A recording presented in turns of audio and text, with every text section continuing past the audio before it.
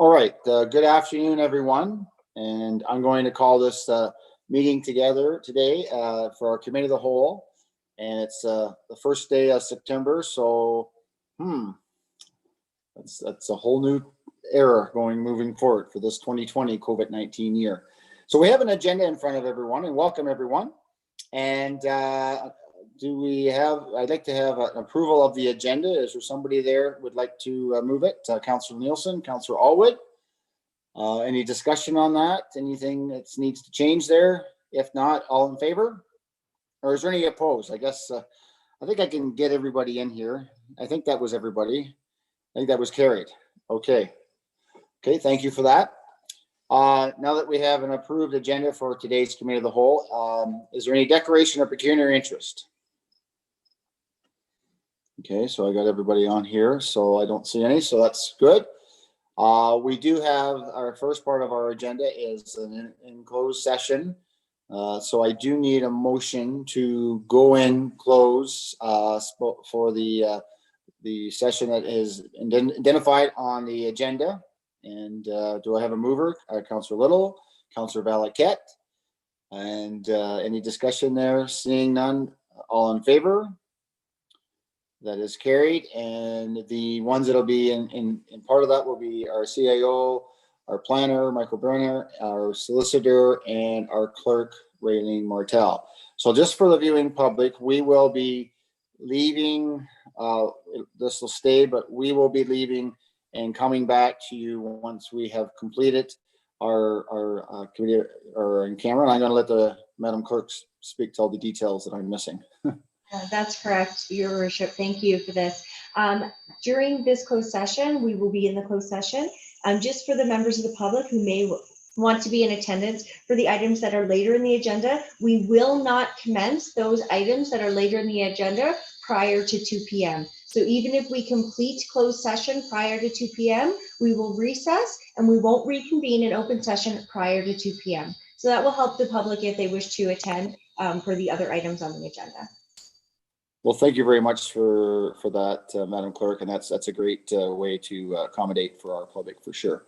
So at this time, we will be leaving this portion and we'll be coming back no sooner than 2 p.m. So we'll see you on the other side.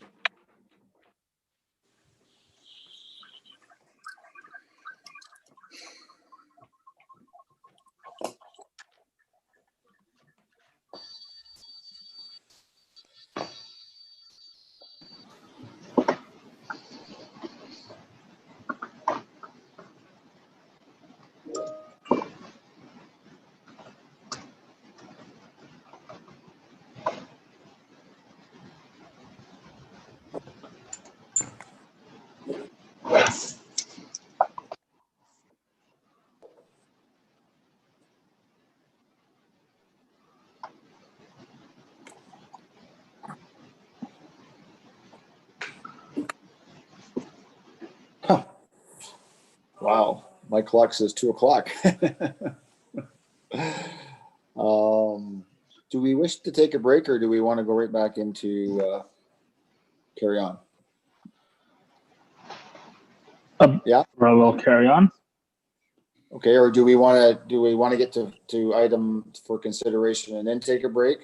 I can and, live and with just that. finish it? So, okay.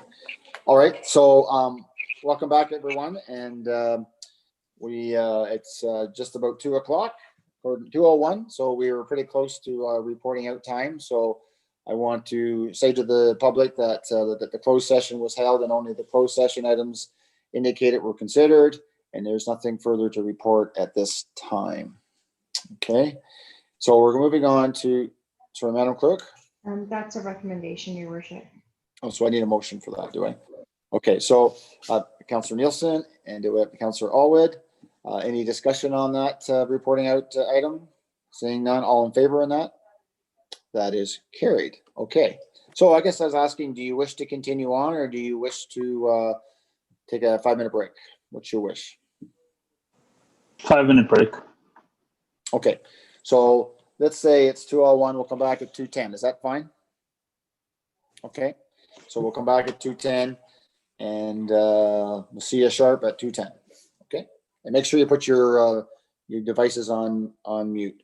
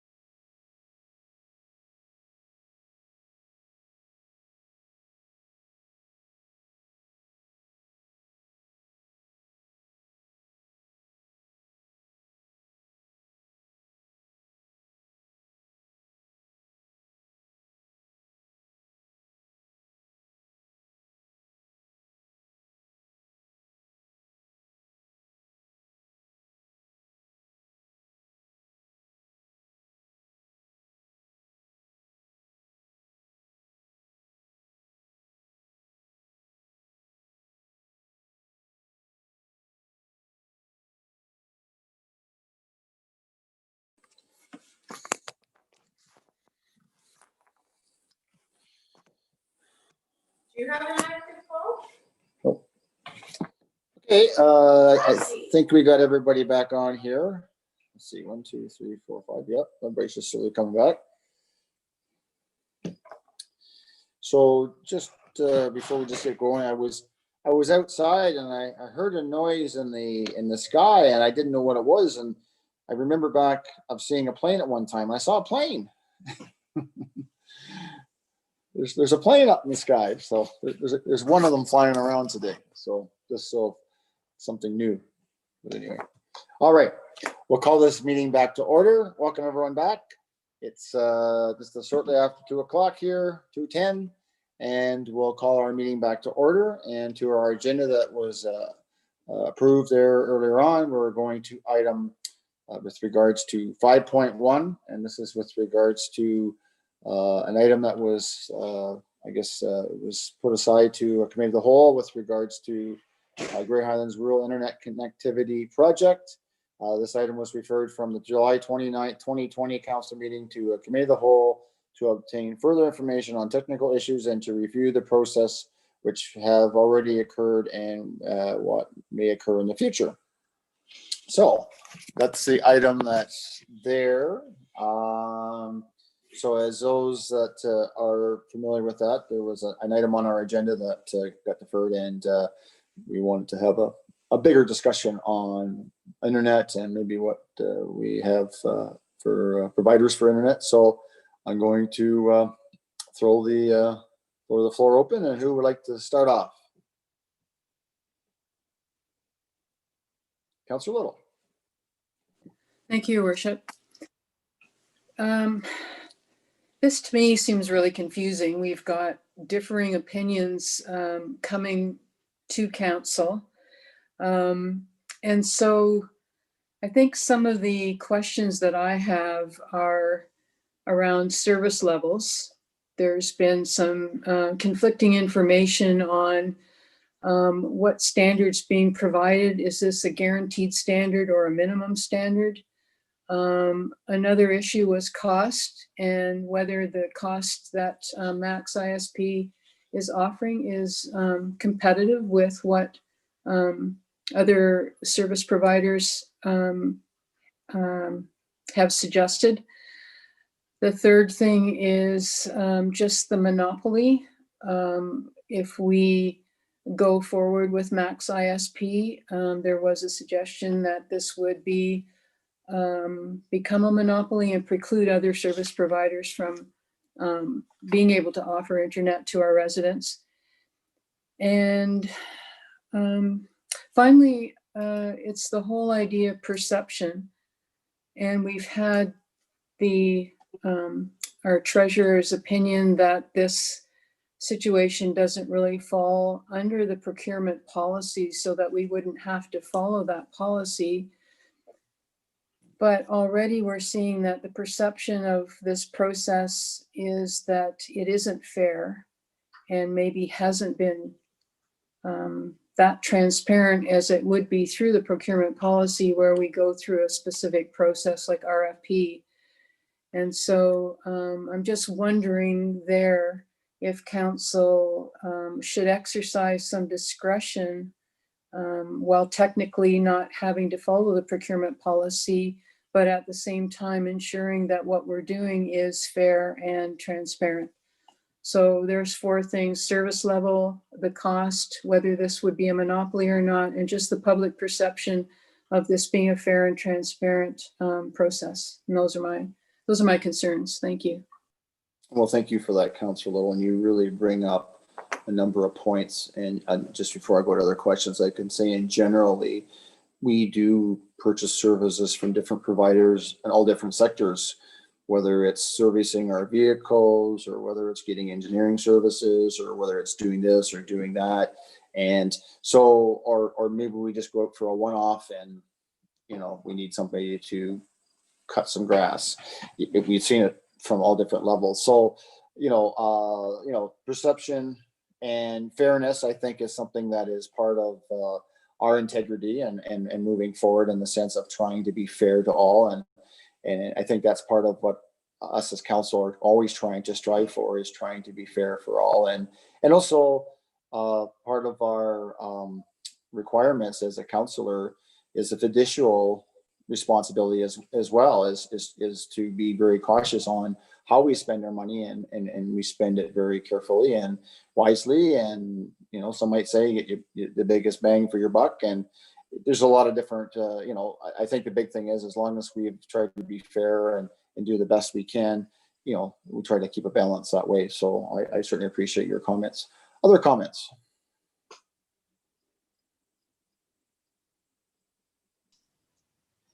Oh, Madam Treasurer, you're okay. Well, good afternoon. Good afternoon. Sorry, I just wouldn't mind the opportunity to clarify my comments regarding the procurement policy. So I believe one of you did mention at the council meeting that there are two separate issues at play. One is that we need internet service at our depot in Rockland. The second is that we're looking at possibly providing internet service for residents. So if we're just looking at the issue of getting internet service for ourselves, then we are falling within the procurement policy. It's below the threshold, so we're not required to go out for quotes or tender. But then there's that second issue, which is kind of separate from procuring the service for the Rockland Arena. Okay, thank you very much for that clarity, Anna. And if there's other questions, we'll certainly go back to you. Just for some clarity, in the sense of, everybody's heard of SWIFT, and so the CRTC, I think that's right, has sort of put a standard moving forward with procurement with regards to SWIFT is 50 down, 10 up, is sort of that, you know, moving out to 2030 is sort of that standard that they have sort of set through the CRTC. I've been involved with a few different discussions with the Western Ontario Wardens Caucus and others where, you know, there's some that will say, and I will say the chair of the Western Ontario Wardens Caucus would be Jim Ginn, said, you know, that's okay, but future-wise, you know, fiber is where we should be going at, and a number of things. And that's more of a big picture idea, right? But you know, I'm sure going through this COVID-19 situation, as we know, internet has become a very elevated and a very real thing. And some may say that internet is sort of like hydro and heating. It's an essential service. It's becoming an essential service. And more specifically, as of this year with COVID-19 and people having to be forced to work from home. So there's a lot of dynamics that have changed more realistically just in the last 6 months with regards to internet itself. And so I guess, you know, those are some parts I think maybe Councillor Little, you mentioned about is what is that level of service that we expect to be a standard, and what's that standard, you know, to be looking like, or where is it, you know? So again, that SWIFT standard that has been set by CRTC is they're sort of looking at that standard of 50 down, 10 up, out to about 2030. But that was set in 2016. And as you know, things change so fast in the technology area that, you know, by the time they get, you know, 99% of the people hooked up for that 50 down, 10 up, it could be 200 or, you know, it just, you know, it doesn't seem that long ago when we had dial-up and you know, very much, I will say, fortunately for our staff and ourselves and the general community, with the exception of a few areas, we've found that we've been able to work from home and work from remote areas. The other thing that's coming into play as well is schooling and students and the ability to have internet, and that's becoming a very high priority as well. And I know that of an individual where they had, with COVID, they had to, you know, their kids are at home and they had to get internet and they were in a lower spot. They couldn't get it, but they, through the local provider, was able to get a tower, and then they were able to get internet to help their students. And I guess the other sense is the cost and the ability to, and I think, you know, I don't have those hard and fast numbers that's already out there, and we've sort of been exposed to some of that. Is what is for this, you get that cost and stuff like that. And probably fair to say your hydro bill could be anywhere from $100 to $200. Your heating bill could be $100 or $200 a month if it's during the winter months, and your internet bill could be $100. No different than a cellular bill. Like it seems to be, and they all seem to be falling in from what I see anyway, is sort of that and of that essential service. So as we know, probably, and I could say probably Raylene or other staff could certainly click in here. I know from our office, we've hooked into fiber, which is, I'm trying to think of the provider in Markdale. It escapes me right at the moment. Somebody help me. But certainly we've upgraded. We had to upgrade, and I'm going to leave that to Madam Clerk if you can explain that part, because we had to upgrade because it's for the cloud and everything. It's Madam Clerk, would you explain that part for how we're working that part? Certainly, we have upgraded to fiber at the 206 Toronto Street location through Eastlink, who is providing that service for us. With the amount of cloud-based applications that we had running, I know finance specifically was having a lot of difficulty connecting until we moved to the fiber, which is a better connection than what we had previously. I'm not exactly sure what we had previously, but the fiber has increased dramatically. I just don't know the viability of it out in the rural areas if the fiber hasn't been run. Right. Well, thank you very much for that. And that shows as a level that we need it for the office, just because of the amount of data that we're pushing in and out, that we need a higher level. Michael. Thank you, Mr. Mayor. I just wanted to remind council that we also have Planner Rapke with us. Before joining municipality Grey Highlands, he was with Swift, so he has some good technical knowledge in case we need that. Great. Is he willing to speak? I think so. Okay, I'll switch my screen here, and good afternoon, Mr. Rapke. Hello.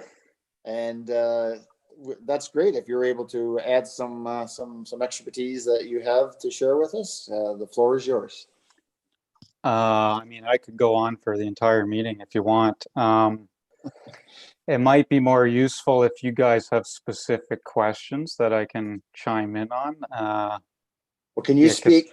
Can you speak to the points that Councillor Little raised? He talked about service level, cost, monopoly, and then perception. Maybe monopoly and perceptions, maybe not, but service level and cost. Maybe you could speak to some of those points.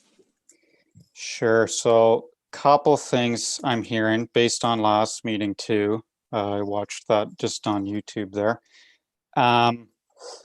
There's the primary objective here, I would call it, of getting service for the transportation depot, I gather. I'm not really clear what the building is yet, but that obviously is required just from an operation perspective. So you need a certain service level to run. I mean, I don't even know what's the internet being used for at this facility, just the same as at the office?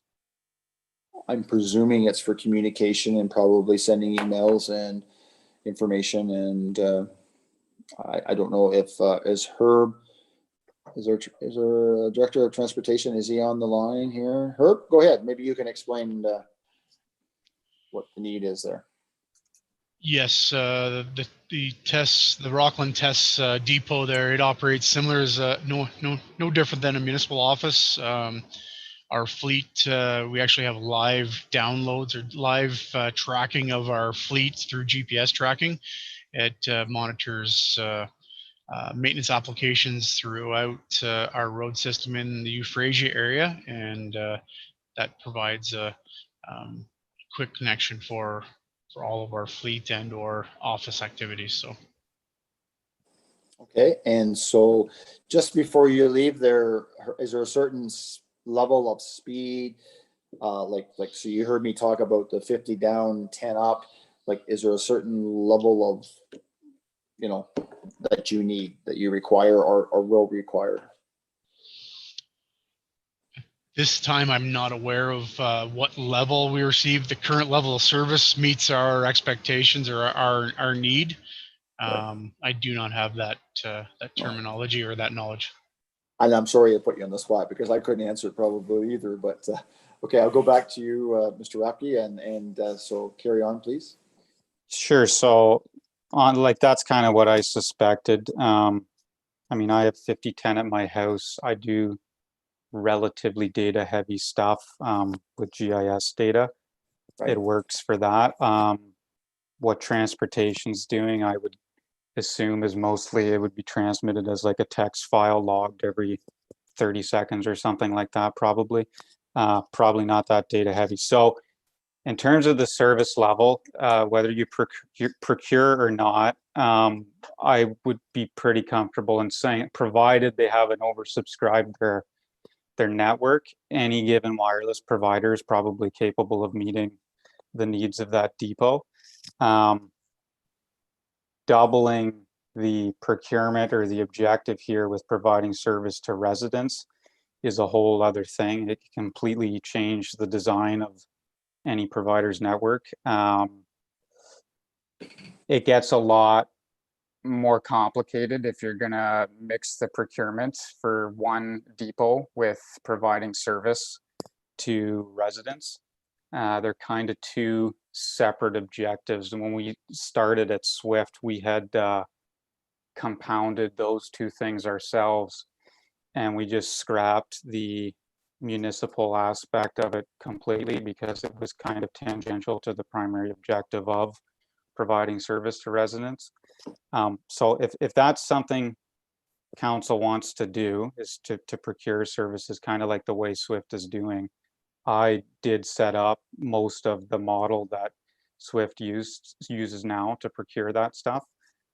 So we can explore that. In terms of cost, I mean, these are kind of, you're breaking down service level and cost. I mean, you get your objective of what you need. It depends, again, if you're wanting to just procure for the purposes of the depot or for the residents at large, but you can just put those into procurement if need be and have both ISPs compete on both those two attributes. The monopoly aspect of it, there's nothing really preventing a wireless provider from putting up a tower overlapping with another provider, other than cost and their market analysis, setting up leases with landowners and whatnot. I believe we also have a tower protocol policy that's in there now that I guess is a bit of a barrier, but it doesn't necessarily create a monopoly. Yeah. And So just one comment, I guess, to have more than one provider creates competition, and competition is also good for your residents as well. competition's a funny thing in telecoms. You get a lot of people who say that, particularly urbanites who complain about, the prices are too high, even if they've got a gig service for like $100 a month or something like that. With a monopoly, it actually, if you have competition, it can actually cause the price to go up because you have a set, especially with something like fiber, where you have to physically build a network. You have a fixed cost to get to 1,000 people along a road, and there's a potential revenue density. Say you have 80% of the customer base. If a second person comes in, they spend the exact same amount of money. They pick up 50% of your 80%. Well, now your cost has been halved. They're only getting half of the potential that's there. And both of you now have a longer payback period, and you might both jack your rate in order to make up for that. So in the absence of regulation, though, then the monopoly can kind of charge whatever they want. So it's not totally clear whether or not competition is good for service or for consumers and prices. It depends is really the answer. Right, and sometimes maybe at that 50% level might be a better service because you're not competing with 100% either, right? That's the other thing. Each new customer, particularly on wireless networks where they're throttled by multiple points in the network, eventually gets to a point where it degrades the experience for everyone on the network. Right. It just gets built up. Okay. Thank you, Mr. I have a couple questions. So I got Councillor Deputy Mayor and I have Councillor Allwood next. So Deputy Mayor, you wish to speak? Thank you, Your Worship. So my question is with regards to having more than one internet service provider per tower. My understanding is that the issue is an issue of frequency, and that you cannot have more than one internet service provider on the same frequency or on the same public frequency. So I guess my question to Planner Rapke is with regards to that, as to is there a range in public frequencies, or is it one frequency that the ISPs have to use? And if in fact there is a range, then why can we not have two different ISPs using two different frequencies from that range? Thank you. Okay. So I'm not an RF engineer. I've heard a lot of this discussion just as like sitting next to people who know what they're talking about it though. There's licensed and unlicensed spectrum. It's just like the electromagnetic spectrum. So light waves, whatever, it all works on the same thing. And there's bands, not specific decimal places, but a range in the spectrum that you would need to lease from the government. I believe the CRTC is in control of that too. So the big players, the Bells and Rogers, particularly with mobile networks, take up most of the licensed spectrum, and you're not allowed to then use those frequencies as someone providing fixed wireless service, for example. There's also unlicensed spectrum, and they work more efficiently, some versus others too, depending on the wavelength.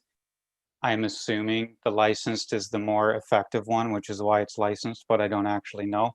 A lot of the WISPs, the wireless providers in our area in particular, use unlicensed spectrum. So what the problem becomes is it's kind of just the Wild West, and not anyone's allowed to use the unlicensed spectrum because it's unlicensed.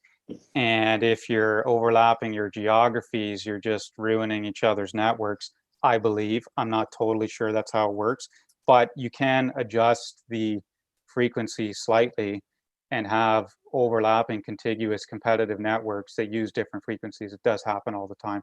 I know locally, just off the top of my head in the southern area, like ATEL and RuralNet both publicly display coverage, and they both have huge overlap with each other. So it does happen, and it does work. Okay, Deputy Mayor, anything else? No, I don't have any questions on that right now. Thank you. Okay, thank you, Mr. Rapke. Councillor Allwood. So, I really see this as two issues for us. The bigger overriding issue for me has been, I think SWIFT has indicated that Grey Highlands is adequately serviced. So we have 50 up and 10 down for most of Grey Highlands, which doesn't seem to be demonstrated in purpose. I wondered if Planner Rapke could comment on that. I think the issue at the depot is one of more perception, that we're, and the water tower in Markdale. I mean, if we're giving those prime locations out for residential service applications, I think, as Councillor Little spoke at the beginning of this meeting, the issue of perception comes into play, and or procurement if we're talking about residential service. The test requirements, I understand that could be a one-off thing, but really we're talking about a bigger issue. So two questions. One, SWIFT is indicating that Grey Highlands is adequately serviced now. It doesn't seem to be the case. I wondered what the county or what SWIFT is, what we're doing about that. And two, I think that if we're talking about residential service off the water tower and the tower and the proposed tower in Rockland, then I think we should go with an RFP. But maybe Councillor Rapke could comment on the SWIFT issue. Thank you. Okay, thank you for that, Tom. Mr. Rapke, you wish to comment about SWIFT in this area? Or maybe you are reserved to say.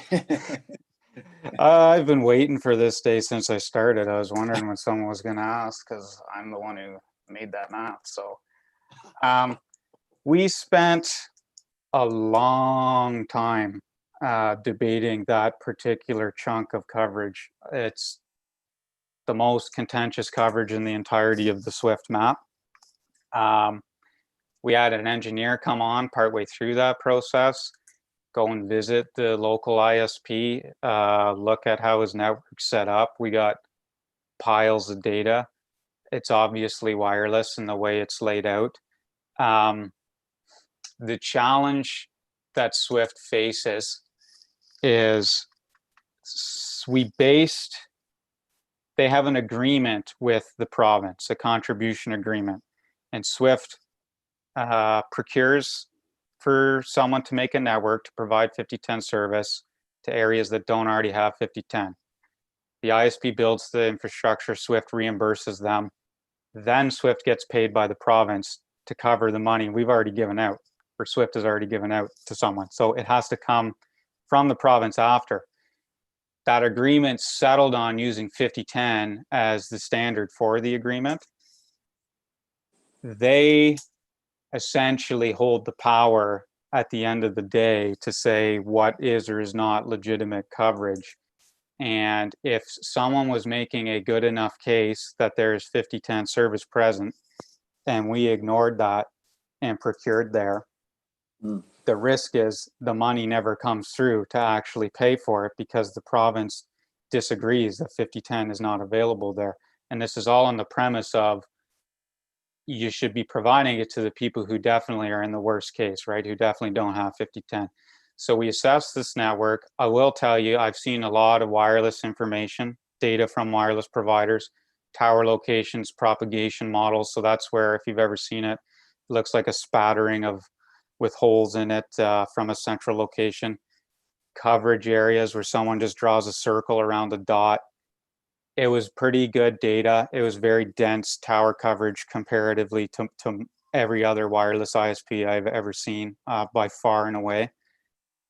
It's not perfect. Any wireless network is imperfect because there's just sightline issues, but he has policies in place to go out and build towers at cost on the premises to make sure anyone in his circle can get service at the end of the day. The biggest issue is the price of the service. And we went back and forth with the province on establishing a price threshold, but that never got settled on. So it was more of just if the network's designed with 5010 residential in mind and it's legitimate, then it's legitimate. So that's where we landed. We've yet to really come across someone that says, no, it's definitely not here and not doable. This map's false. That Swift hasn't received enough evidence to say that. So that's where that's at. That's a great explanation. I really appreciate what you just said because that really helps me and probably others that and that area is basically I'm not sure, a portion of Grey Highlands and a portion of Southgate, is it not? Like that circle? I think it stops just kind of like Kimberley-ish area going northbound, and then a big chunk of northeast Southgate. Right. No. Just before you go on to the other part, does anybody have any questions to that to Mr. Rapke? Okay, and then there was the other question that Councillor Alwood had. Yeah, so in terms of providing residential services off of like a water tower, those sites, I think Heiner mentioned at the last meeting, he'd listed a couple he was interested in. I think those are all great ideas, and I mean, that would be something I would suggest to, if it's to provide service to residents, either just come up with a policy or a procedure that allows us to lease out those spaces to ISPs, or I mean, it could be done through procurement, but you don't necessarily need to procure. I mean, actually, I don't know. I'm not a professional procurement, but if we're just leasing space, it's kind of like we're just a landlord. I don't think that's a procurement thing, is it? Is it not? I see the CAOs here, so with her treasuring background, I will go to her. Madam CEO. Thank you, Worship. I'm certainly glad Planner Rapke's here to talk about all this technical stuff because this is totally beyond my comprehension. But yes, when it gets into leasing and procurement, I do have some experience there. So I'll speak confidently to that. So the reason we had said that it doesn't fall into procurement is exactly what Matt said. We're looking at a leasing contract. We're not looking at making any money off this. This isn't something that the municipality is providing to the residents. It's a lease for a piece of our property. And those leases generally don't generate a lot of revenue for us. It's a small piece of property. And in my past experience, we've had many providers on the water towers because obviously that gives some height, so they can go with a shorter tower.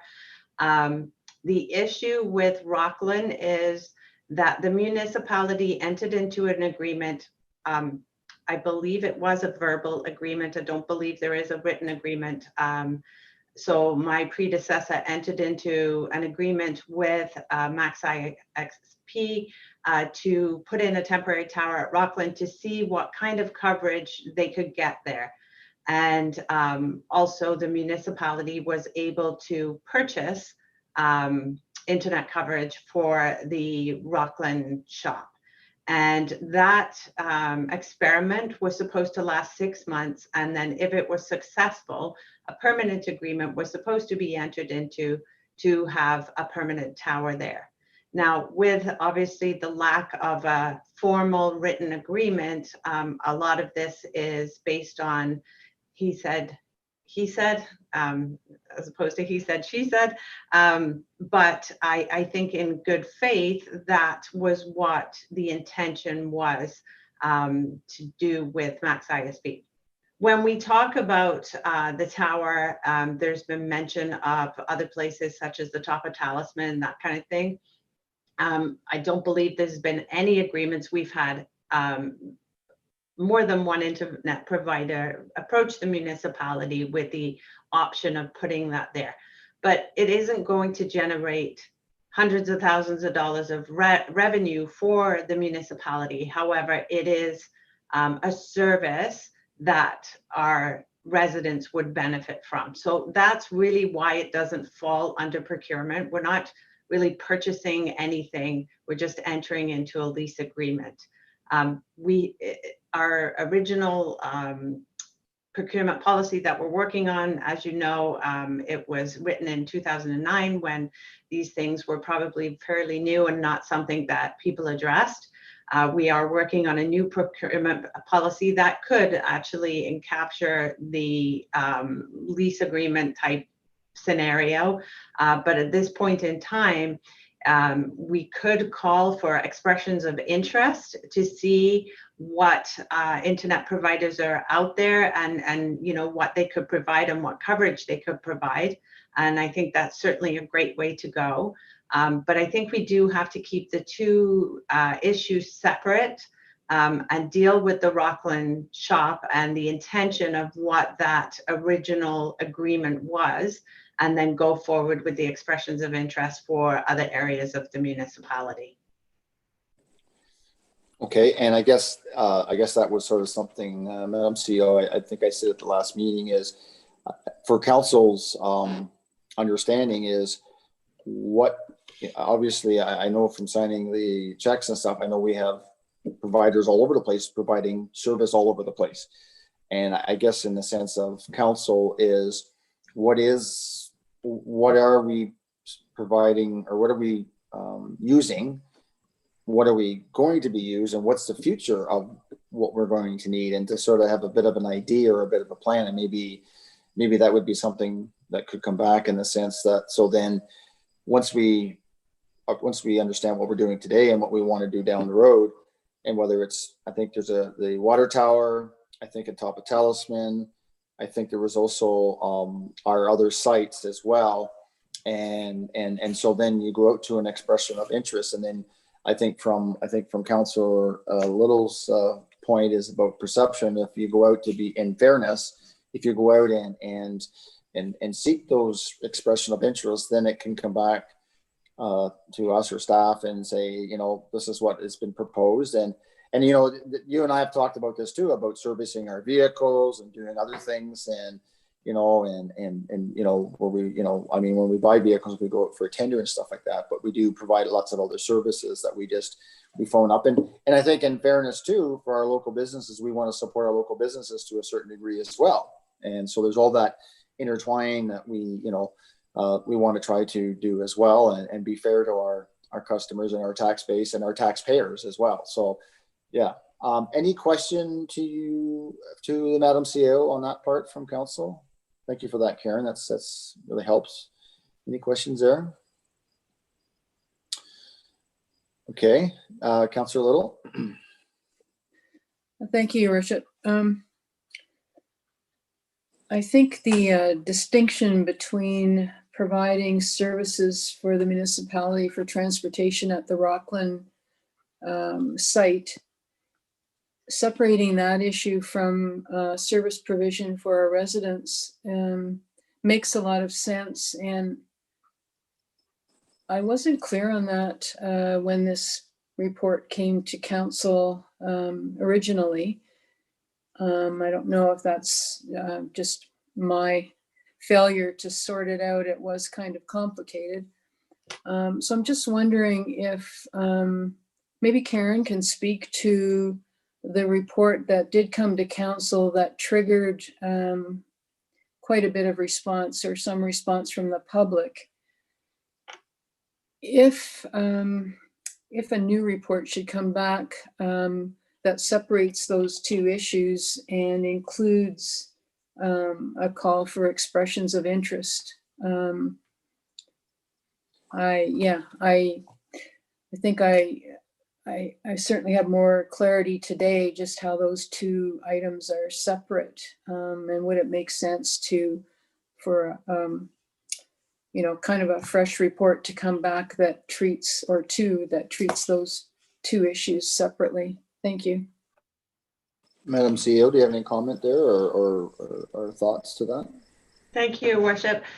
So initially, this was one of those projects that kind of bounced around from desk to desk. And I think I spoke at the council meeting. Our director of transportation stepped forward and more out of concern about losing internet for the Rockland shop, volunteered to write the report and went ahead and wrote the report. And thinking it was something straightforward, I don't think we put as much,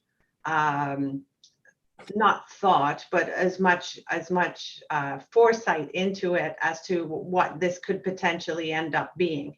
In the report, it did state that the recommendation was for Max ISP to put a tower on the water tower and install a permanent tower. Since reviewing that and since listening to council's concerns, we realized that that was probably premature because there have been other expressions of interest come forward verbally to place equipment on the water tower and in other places in the municipality. So if we are to segregate that from the original report, because the report still stands on the agenda, even though we're in committee of the whole, because it was deferred to committee of the whole. I believe it's broken down, and the clerk can certainly review that for me. I think it's broken down into two recommendations. One is to move forward with a lease agreement for the Rockland shop or the Rockland area, and the other one was the water tower. So my suggestion would be that we could move forward with the Rockland tower, and the second part of it, we could just go out for expressions of interest rather than waiting and bringing another report back and perhaps ending up being another month before anything gets done. If we have that authority from council, we can move forward with those expressions of interest and bring that back to council. Okay, Councillor Little, do you have anything to add to that? So just following up with that, Madam CEO.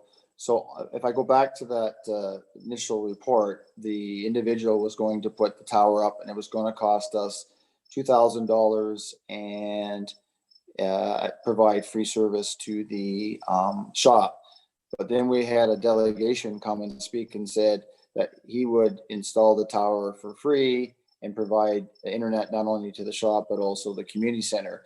So when somebody says, I'm going to sell you a car for $200 and somebody says, I can sell it to you for $150, how do we deal with that in the sense that, again, this goes back to the fiducial responsibility of we do have for the public, and the public would say, well, wait a minute, here's an option that you can present it that's less money for the taxpayer, but you're going with the more expensive one. Why is that? And so, and that's some of the things that I had heard. I think we all heard as well.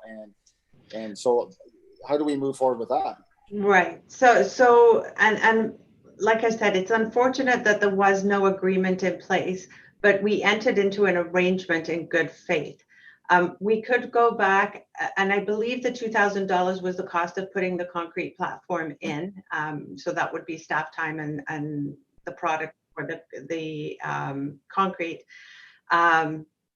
And obviously that came forward, and we had another representative from RuralNet who said that, well, I would do it for free. So it's, like I said, it's kind of unfortunate because we were in a situation that we entered into in good faith.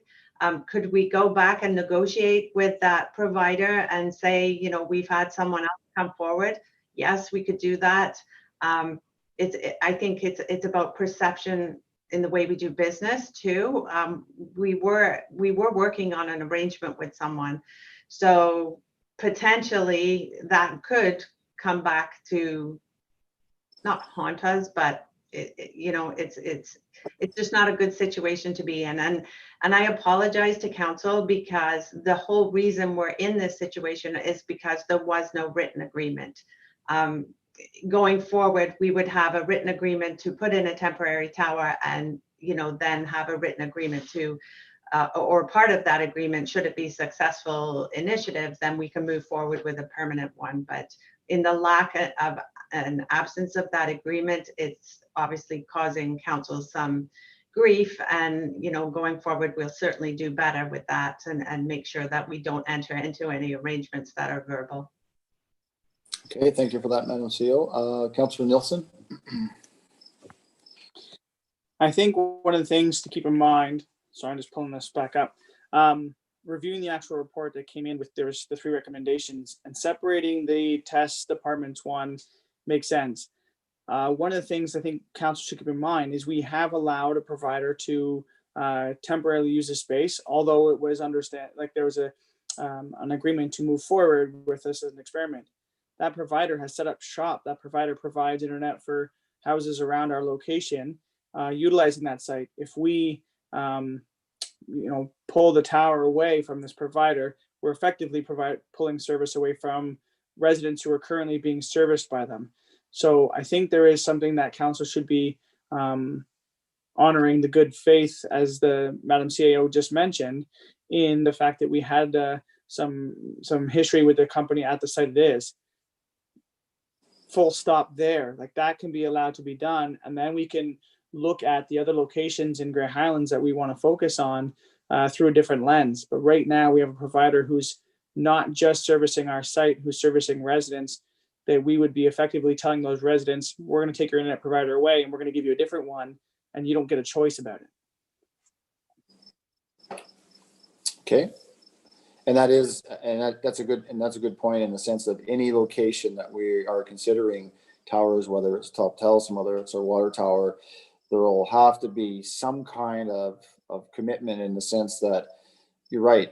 There's other providers that are using that, and how does that work? And that. But also, I will say that sometimes when we have players playing in the sandbox, sometimes things change and they have to renegotiate as time goes on as well, to be competitive to other people that are coming and knocking on our doors. So again, it goes back to the fiducial thing as well, and we have to find that balance, and that's for sure. Any other questions or comments from Councillor Allwood? Go ahead. Just while we have Planner Rapke's attention here on his expertise, 5G is right on the cusp of taking off, and the level of service, those 5010 service level is going to become old news and old technology pretty rapidly. I know that we're not going to be able to service. Well, I don't know. I mean, I'm not sure that we couldn't service, or the providers couldn't service all of rural Ontario with 5G, but I wondered if he had any comments on that for information. Mr. Rapke. It's my personal opinion that everyone slinging 5G to save rural Ontario is scamming you. Because if you actually look at, and it's kind of, there's this big cloud around 5G. Everyone, oh yeah, 5G, 5G, but no one really knows what it is. All they're doing really is using a shorter band in the spectrum, which allows you to transmit a lot more data at one time. But the distance that it travels is a lot shorter, and things that get in the way of the signal, like trees, for example, dissipate the signal much faster.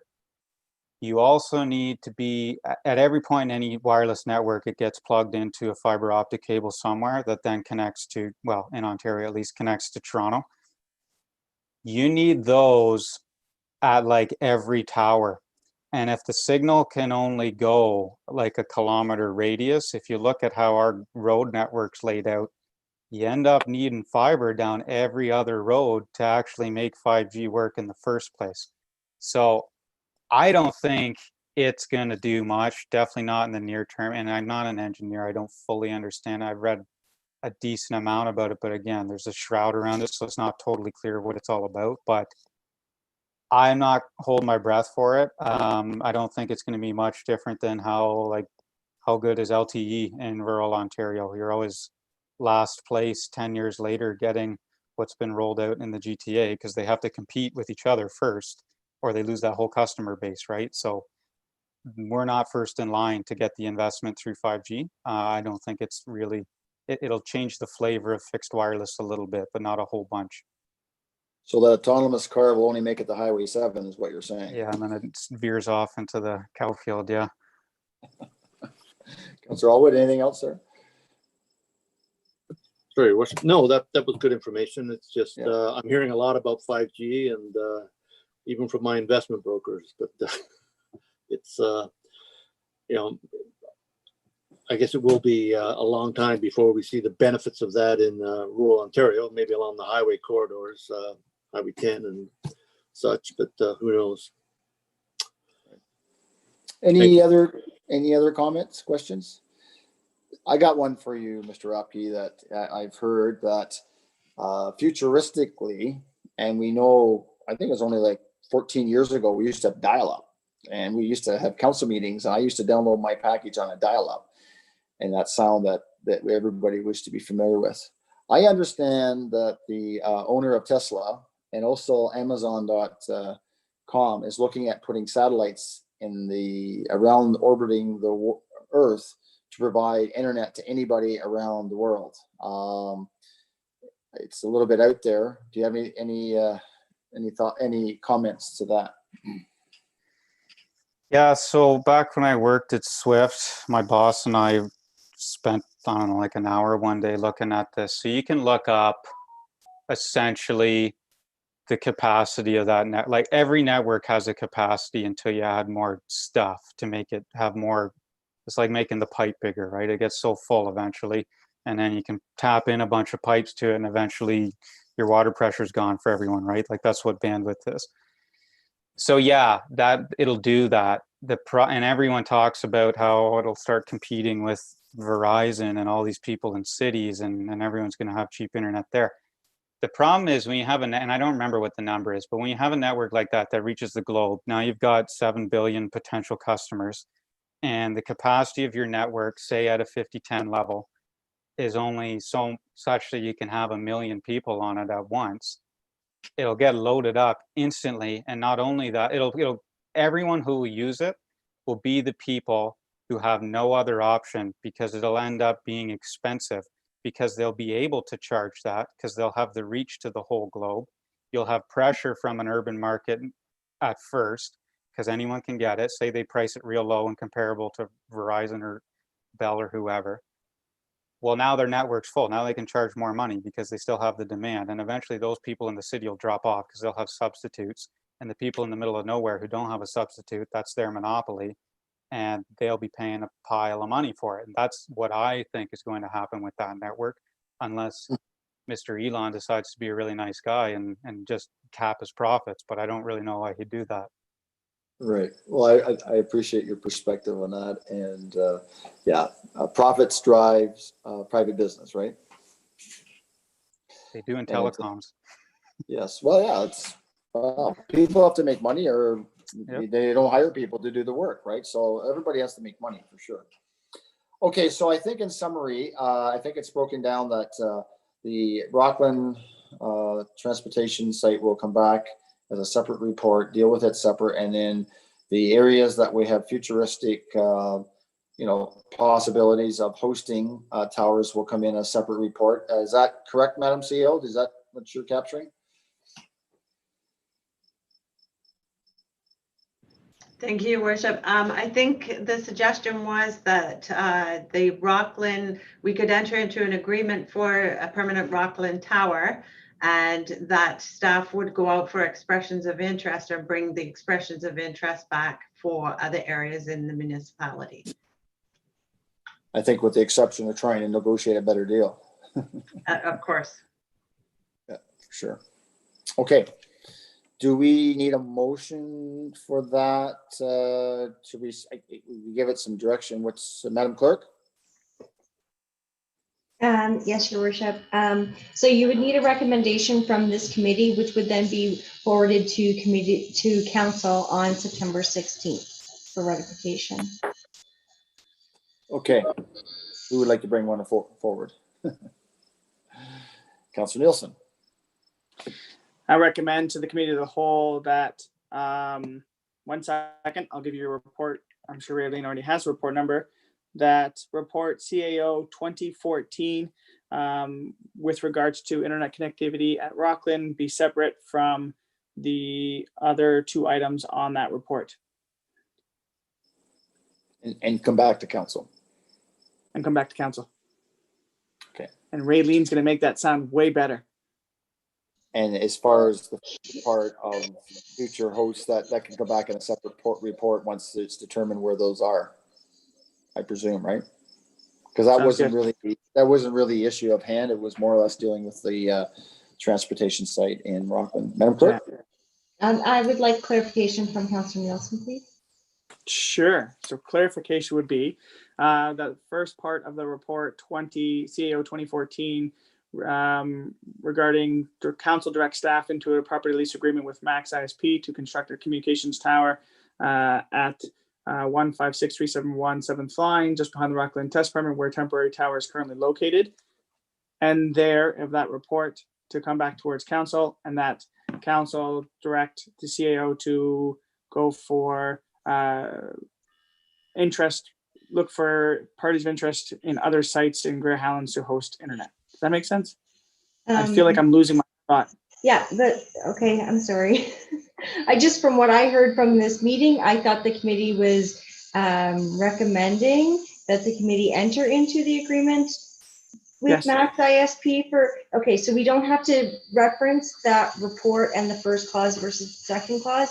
It can be a recommendation. So that the committee recommends that council enter into an agreement with Max ISP for the Rockland location only. Yes. And that, sorry, I was making reference to the report that brought us here. I thought it was doing a better job.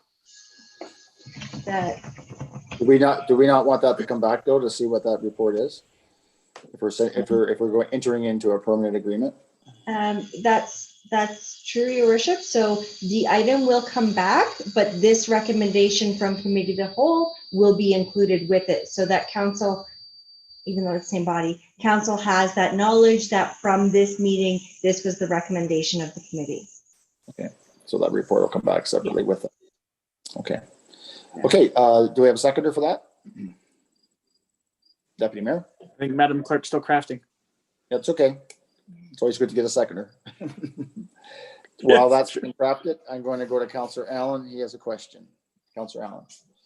So I may have missed this, but so this is for a permanent tower at the Rockland Works Depot, and it will provide internet to the works yard. Will it be used for residential customers? Yes. there are residential customers, I think, already on that network. It's, according to the report, it also says it will cover the Rockland Arena. Right, so it's being used for profit for this company, which gives them an unfair advantage in servicing the Rockland area. That's my comment, which was the original reason we got into this whole meeting. Right. Well, you got Councillor Nielsen thinking now. I don't disagree with what Councillor Allen is saying. Part of my reasoning for moving the recommendation is the fact that because there's already the temporary site there, for us to pull the plug on them, pulls the plug on other customers that are there. We're effectively giving residents, taking their internet away. Unless we're going to put a sunshine clause on that as well, that you how far out, I guess that's something we're going to have to think about as well when you come back. Is it 5 years, 10 years, 20 years?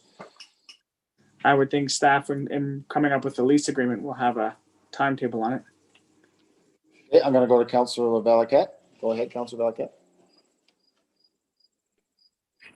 Thank you, Mr. Mayor. But haven't we determined there's nothing stopping another company coming in and providing building a tower or providing that service as well? I think that was a question that Deputy Mayor had to Mr. Rapke, was about the signal thing. That I don't know.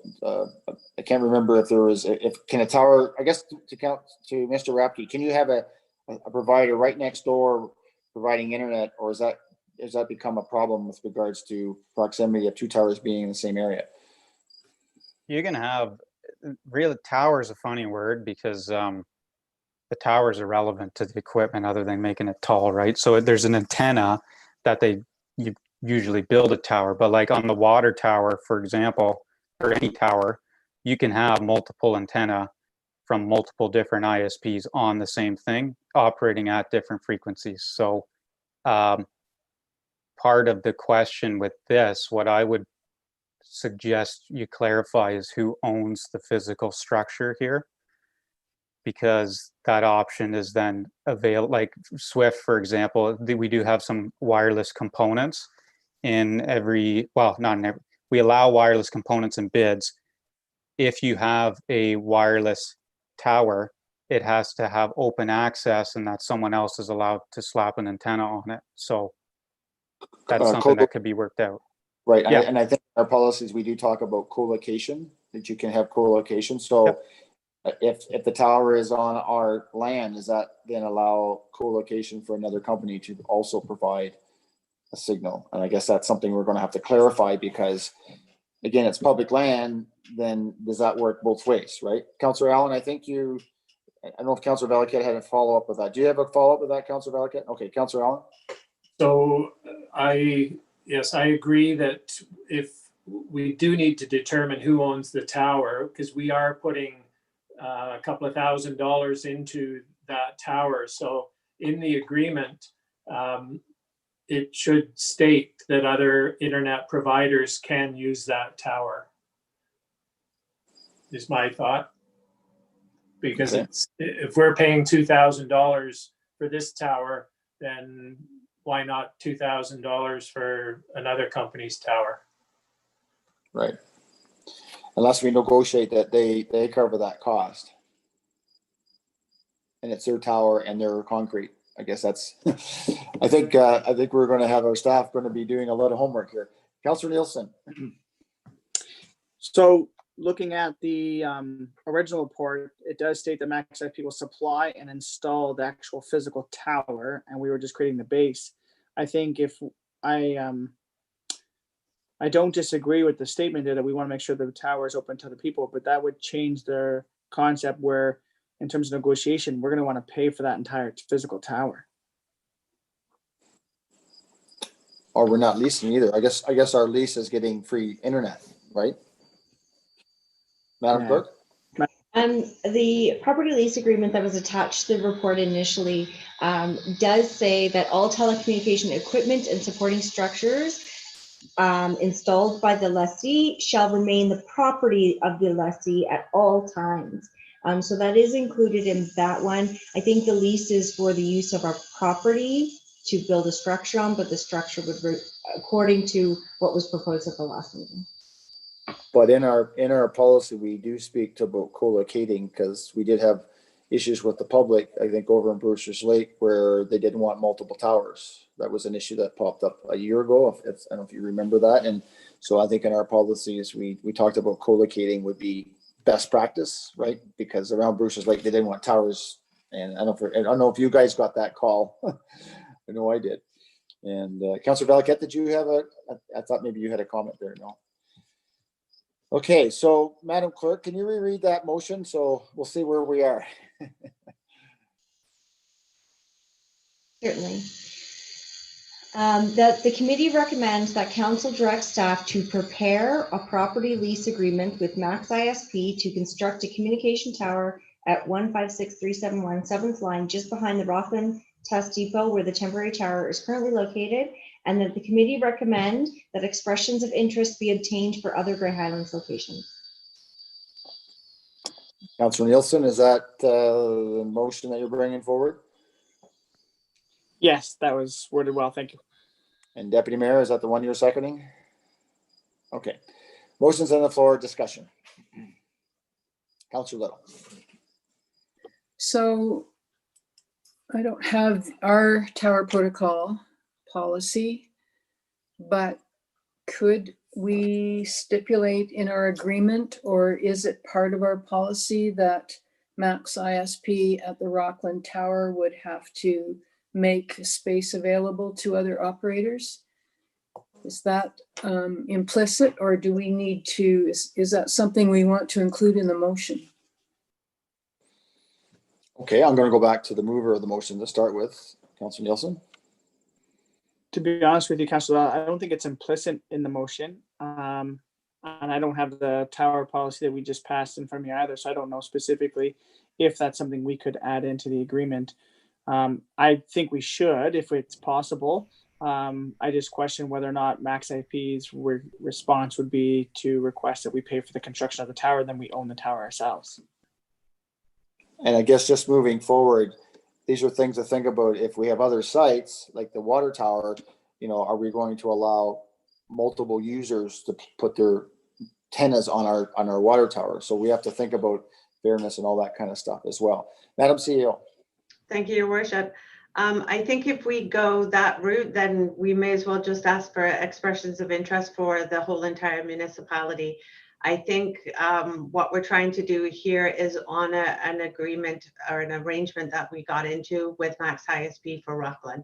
I think if we go back and suggest that they allow other internet providers to use their tower to place their antennas, we're back to square one. Okay, and just Madam CEO, before you go, what was I can't remember of that report, what was the extent of the time frame to allow them to use our location? Was there a time frame on that report? I don't have that here. I can come back to you.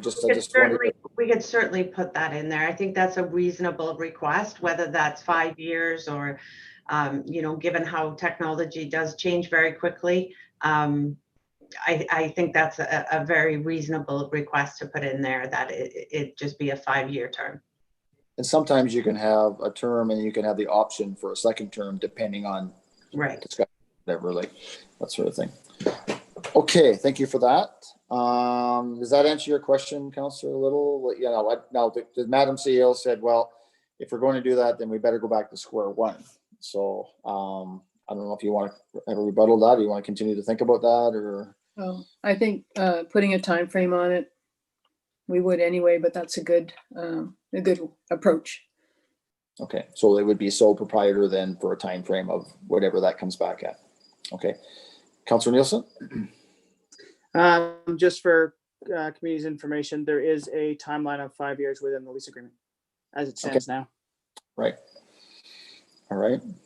And I think you mentioned about, Councillor Nielsen, you mentioned about internet for the Works Department and the facility, our community facility, right? Is that what you were saying?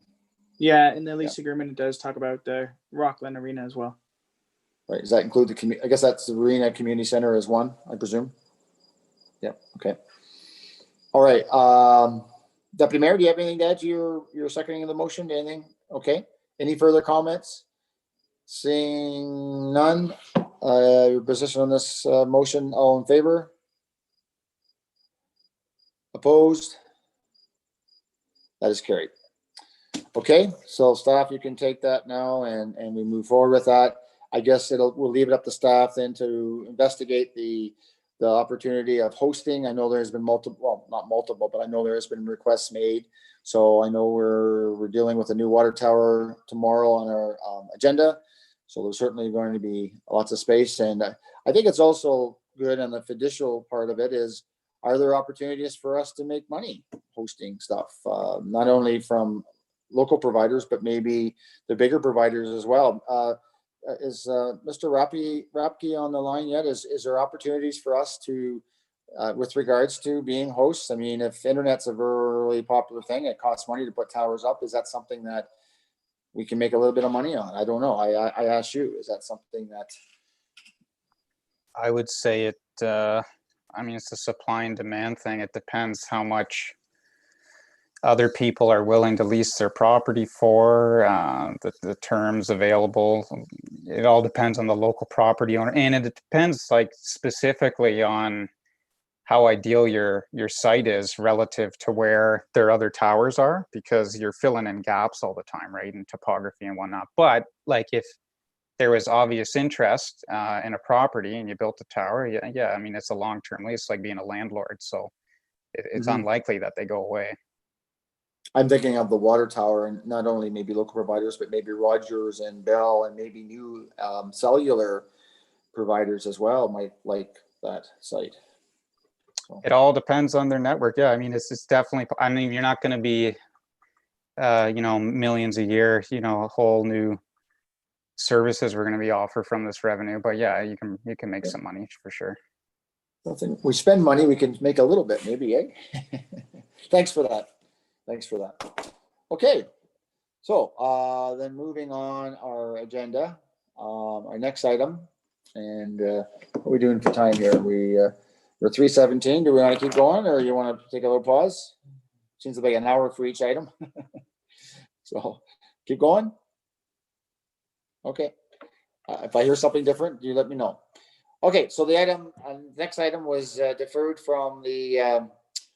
I guess it was a June, it's with regards to the notice of motion that I brought forward, and it was deferred to a committee of the whole.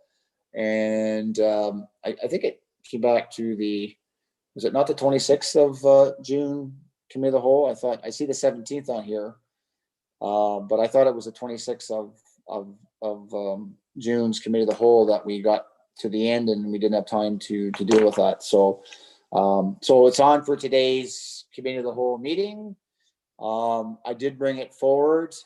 I probably will take this time maybe to pass the chair over to Councilor Deputy Mayor Desai. If you, I guess if you wish to speak to it, then you can pass somebody else and move it around as you wish, and go from there. So I'm going to pass this part of the meeting over to you. Sounds good. All right, Mr. Mayor, it's your notice of motion, so I'll go to you first, and I'll let you take it away. Well, thank you, Mr. Deputy Mayor. And I know it's a fairly wordy notice of motion, but was trying to capture a lot of different aspects of what I was trying to bring forward.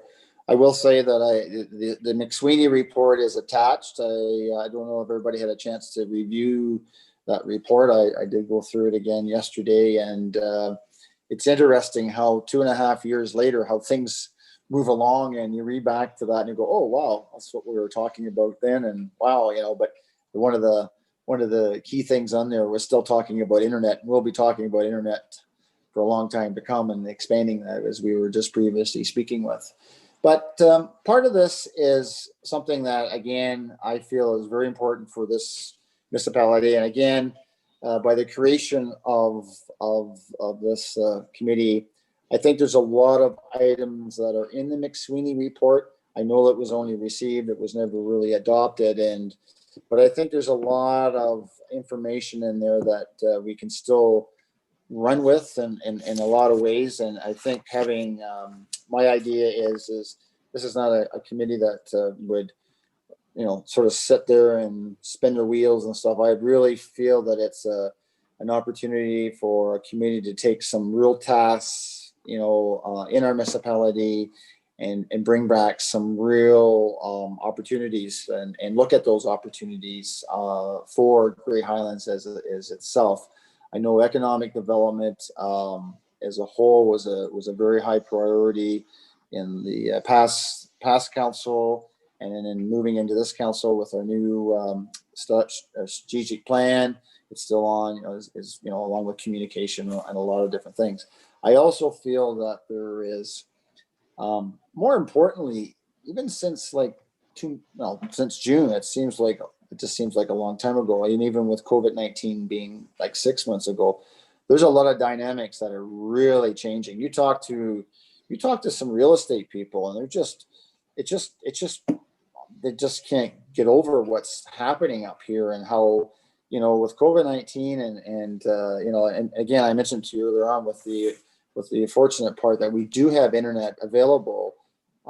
Everybody has found that out is we have ourselves and our staff and those that have seasonal property up here. They're really, I've heard lots of stories where, why would I work in Toronto when I can, work from up here and have I don't have that commuter, I don't have that high cost. So there's a lot of dynamics that are changing on that part. And I've always felt that this is also the opportunity for as I talk about many times, the millennials and the that cohort in the sense of really investing in our area. And we just had one speaking to us a few minutes ago. Mr. Rackby is an individual, as an example of that. And so there's a lot of dynamics. So along with that is, again, with COVID-19, we know a lot of businesses have been affected and are continuing to be affected. And so I think there's going to be, for a workforce and a lot of different aspects of our general public, there's going to have to be some synergy, out there in the sense of creating and looking and developing opportunities in Grey Highlands and even in Grey County itself. And I feel very strongly that creating this economic development advisory group will be just that key thing that would be, the ability to be put in place. I mean, ultimately it comes back to council. Council, is always the driving force, but is always the one that, makes those final decisions. And, even with regards to the terms of reference, it talks about them to maybe look at the terms of reference. I mean, terms of reference are certainly all determined by council before you allow a committee or a group to move forward. But again, just, reiterating, those points I see in the McSweeney report, there's a lot of objectives or items in there that I feel that could be, taken to task. And again, a committee like this having, 4 or 5 items, that they're focused on, gives it, I think, a little bit more depth and the ability to work with our economic development director and staff, along with myself and council, and to really start making some real interesting things happen. And I'll give you another example is, we see that, that we know that we have the new Dollarama coming forward. And I was a little taken back where there was a posting on Facebook and there was some positive comments and then there was some negative comments. And I was like, And I really feel, I thought more about this committee where they take ownership of that as well. And so they're out there taking that barometer of what's out there and happening in that community and stuff like that. And really, measuring that as well as, we do as council as we can, because, like everything else, we know when we step in something, we find out pretty quick, and vice versa. Right. And, we do get compliments as well. And I generally say that we as a council I will say this, that we work as a team, and also there's a lot of people are really happy with this council, how we're moving forward. So just on that, I just will say, with the membership of this committee, I think there's a lot of professional people out there, whether they're currently active or retired or whatever, that are plugged into a lot of different things. I just think that we're living in the best part of Ontario, and it just, there's so much opportunity out there. And I just think by creating this will just help us slingshot us forward into a lot of different venues. So I'll leave it at that, Mr. Chair. Thank you very much, Mr. Mayor. Councillor Nielsen, you have your hand up. I'll recognize you. Thank you very much, Mr. Chair. I had a lot of conversation with the mayor about his notice of motion, and I've sent to all of you and Madam Clerk as well a slight revision to the mayor's notice of motion that I'd like to put on the floor. I've had some feedback from some of my fellow councillors in terms of my revisions as well, and I know that there's still discussion to be had, but I thought in the trying to expedite the process and some of the comments that were brought up during the first round of discussion on the mayor's notice of motion, as a general thought, I find it is never a bad thing to have a community involvement in some as a advisory role and for council. Obviously, all of us as councillors are out there in the public, and we can get feedback from people at all the different times. But I think when it comes to economic development, there are a number of residents of Grey Highlands that we could tap to use their expertise and their energy and their focus that can provide some unique ideas and thoughts about how Grey Highlands can move forward.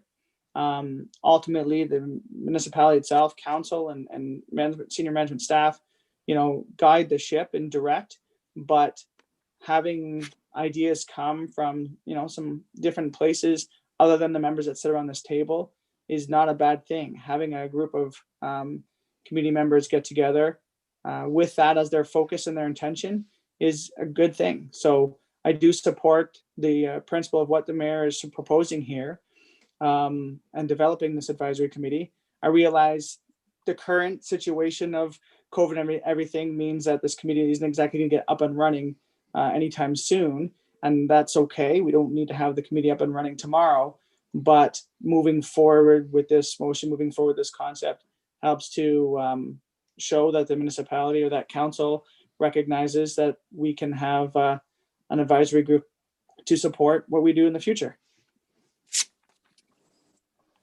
Thank you, Councillor Nielsen. I have Councillor Valaket who's got her hand up, and Councillor Little will be after that. Thank you, Chair and Deputy Mayor. I would like to have confirmation from the mayor, whose resolution is that the intent of this is to begin after the emergency is lifted that is stopping us from having the rest of our committees. Mr. Mayor? Well, I think that's a discussion in itself. I know at the county we've had discussion just briefly on the lifting of the emergency, and a big part of a lot of the mayors around Grey County are looking and holding off to see how we go through the school back process and looking at at least October, the end of September to see where that ends up, because they keep, as you are quite aware, Councillor Valaket, of the communications out there and certainly where that ends. Certainly economically, right now, there's a lot of stuff happening with COVID-19 and with setting up a committee. I wouldn't want to wait till 2 years from now, because then it defeats the whole purpose of what we're trying to do. And I mean, you speak to some people and people say this could be around for 2 years until the vaccine's in place and everybody's immunized and we move on. I guess it goes back to just speaking to what's happening briefly with Devon Lee and Summer, trying to think of, it escapes me right now with the whole Stonebrook development, is that's moving forward. There's a lot of things moving forward. People are buying, people doing this, people are investing, people. But the other part of is more specifically of COVID-19 is those businesses, especially on the frontline businesses, there is I know our director of economic development has been working really hard with those businesses out there. But I think we can't wait 2 years to set this committee up, because then it sort of defeats the whole purpose. I'm looking at, sure, we get past the end of September, we get into October, hopefully we get into a bit of because you look at the other side of things economically, if we don't get things moving, we're going to have, I was talking to a major investment guy on Friday, and things are going to hit the wall come February. And so, technically Ontario's in a recession. I mean, you wouldn't know it because the amount of money keeps getting spent, but it just, I would say we need to get this going up in October, just to start start moving forward with regards to, putting it out there and getting some players in place and start developing we got to develop the terms of reference yet. And, basically those terms of reference can come back from staff, from a draft point. We get some committee members, and this is no different. Just recently, we just created an advisory committee for the agricultural advisory committee for the county. And we set up, both myself and Councillor, the mayor of West Grey set up those terms of reference, because we were moving that forward. And certainly those terms of reference were supported by county council, but they will get sort of tweaked and reviewed once we get that committee up and running as well. And we want to move forward with that. We just started this morning, myself and the deputy mayor, we just started our first committee at the county with regards to the issues around Owen Sound and Hanover. And we just started that committee as far as a committee of council. So we have to keep moving, no different than the business that we're doing, as council itself. And I think we're going to get some pressure for a lot of other committees to get up and start running as well. And so I don't want to wait too long on this. I think it's something that we need to get moving on. And it's not, and the shortfall is, I just think about all those businesses out there that just, need to, and the people that work at those businesses in our community and opportunities that are coming here. There's just so many things in the mix right now. It's just interesting times. And the COVID-19 has really changed a lot of things that are thought processes. I mean, mortgage rates, 5-year money, 1.8, 1.9%. Like, there's a lot of things that are inspiring people to do different things. So I guess my long and short answer is I don't want to wait too long. I hope that helps. Councillor Valiquette, I'll give you a follow-up before I go to Councillor Devil. Thank you. I appreciate it, Chair. So I guess my response to that is that I think there's a big difference between a committee of council and a committee of our constituents and members that members of the community. And I think that a lot of I absolutely see the value of a economic development committee. I don't see a direct correlation of necessarily the things that you're talking about, and that those things will necessarily not happen or happen if there is economic development committee within Grey Highlands. But I do think, quite frankly, when it comes down to it, I don't think that it is right for us to hold and give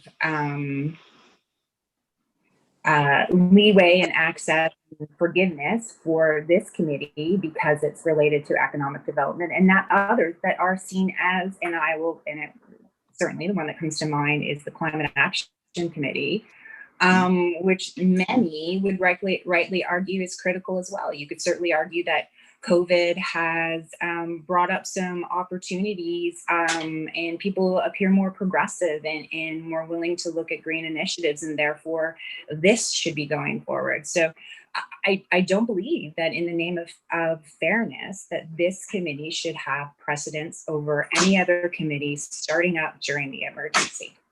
So just for clarity, Mr. Chair, Yep, go ahead. I'm not opposed to any of those committees. I mean, like I said, I think this needs to come back to council about those other committees, because I think they're struggling as well. I'm not opposed to having that discussion. I didn't necessarily think this should be on its own. I was about to say we're venturing into territory that's not on the agenda. No, so no, I do take your point. on you not being opposed to other committees. Councillor Valaket, quick point. I was not suggesting that we today make a resolution to go forward with all committees. What I'm stating is that, And yeah, okay. yeah, so I think to be clear, the point was understood that you don't think, in fairness to other committees, that we should start a new one. And I think the mayor's opinion on it was that he wouldn't be opposed to the other committees starting either. I will go to Councillor Little. I haven't seen any other hands go up since. So Councillor Little, and then we'll see where that goes. Thank you, Mr. Chair. First of all, I do support the mayor's intention in principle to strike this economic development group. I think there's merit to that, to doing that. But to speak to some of the points that the mayor brought up, and not just that he raised them, but the reality is that we had the economic development strategy, the McQueen report. 2 years have passed since then. And like the mayor said, so much has changed. Just within the last 6 months, so much has changed. And so there is that. And we have a new council, many new members on council. And yes, you have the report before you, but this council, this makeup has not had discussion around that report. So that's one thing. The report was made before we had an economic development director and an economic development staff, even like a department. And so that's changed. And Michelle has conveyed that, you know, she has been following to a large extent what's in the report, using it anyway as a basis, as well as our strategic plan. And so I guess what I would like to see would be that council take on the responsibility of reviewing the McQueen report as a foundation for discussion of economic development. We could look at what's in the report. We could get a report, or we could get input from staff on how that report has been implemented and how staff have expanded on the mandate, or the direction. It never was a mandate, but the direction that was included there, or the recommendations. And that we do this at a committee of the whole, and that we make it open to the public so that we get representation from public members. Like, we have a really fulsome discussion. It's driven by council, it's for council, with all the input of council, staff, and members of the public. And then I think we would have a very sound foundation, council would have a very sound foundation, a very firm understanding of, you know, where are we at and where's the community at? And I just think that would be a very valuable exercise. And then on that basis, like, I'm willing to commit, personally, I'm willing to support this economic development advisory group. I'd like council to have that opportunity to have a committee of the whole. And I think council then would be in a better position to actually have some input into the terms of reference. For example, just even speaking to what Councillor Valaket was saying, I think terms of reference might include composition of the group where you would have sector representation. So from the community, that you would make sure that you had someone from agriculture, someone from health services, you know, you have that sector representation, not necessarily just people who have an interest in economic development, but you're getting really good current information from people who are in the business, and also bringing forward, you know, different perspectives. So for example, it might give the opportunity to have more of an overview, a more comprehensive way of looking at economic development, to include things like quality of life and environmental issues and climate change, for example. You know, like those things are part of economic policy. So I see a lot of potential and a lot of opportunity for what the mayor's suggesting. I wasn't a big fan of the original the motion. Just there was too much prescriptive comments in there. But yeah, I would support in principle. I would like to see a committee of the whole on the economic development strategy. And I would like council to determine the terms of reference, or at least have input into the terms of reference if this group should go ahead. And those are my comments. Thank you very much, Councillor Little. The CAO has popped up on my screen here, so I'm going to go to the CAO at this time. Madam CAO. Thank you, Mr. Chair. I love that everybody's so supportive of economic development, and as you know, we have some very exciting things on the horizon that, you know, I'm not patient enough for them to start to come to fruition, but you know that our economic development director puts in 150% to these initiatives. I do worry a little bit because it is a small department of two. The economic development coordinator has taken on the community development side of things, which has freed up a little bit of our director's time. But basically, we have, you know, a staff of maybe 1.5, and I do get a little bit concerned that some of these initiatives may be too much for the plates of these two people. I just want to throw it out there, just in an effort to kind of narrow down the initiatives of the committee. Perhaps it should be looked at as a task force, and, you know, council could come up with projects that the task force could work on and bring initiatives forward one at a time, rather than have, you know, 4 or 5 different initiatives come forward and you know, overwhelm our very small economic development, who, like I said, already has a lot on their plate. But you know, I'm very supportive of community engagement and getting ideas from our community as to how they would like to see Grey Highlands look in the future, and what types of things we should focus on. But I just think it would be a little more palatable for staff if it was a little more kind of reined in, so that it would be more focused on specific tasks as opposed to economic development broadly. Thank you, Madam CAO. Councillor Little, you have your hand up. Thank you, Mr. Deputy Mayor. I think, you know, I do agree with the CAO and that was part of my reasoning for wanting to have this committee of the whole before the committee terms of reference were struck. I think the discussion around the strategy could help council focus on, you know, maybe, I guess, focusing the advisory group on a few things, as the CAO was suggesting. And I believe the original motion, one of my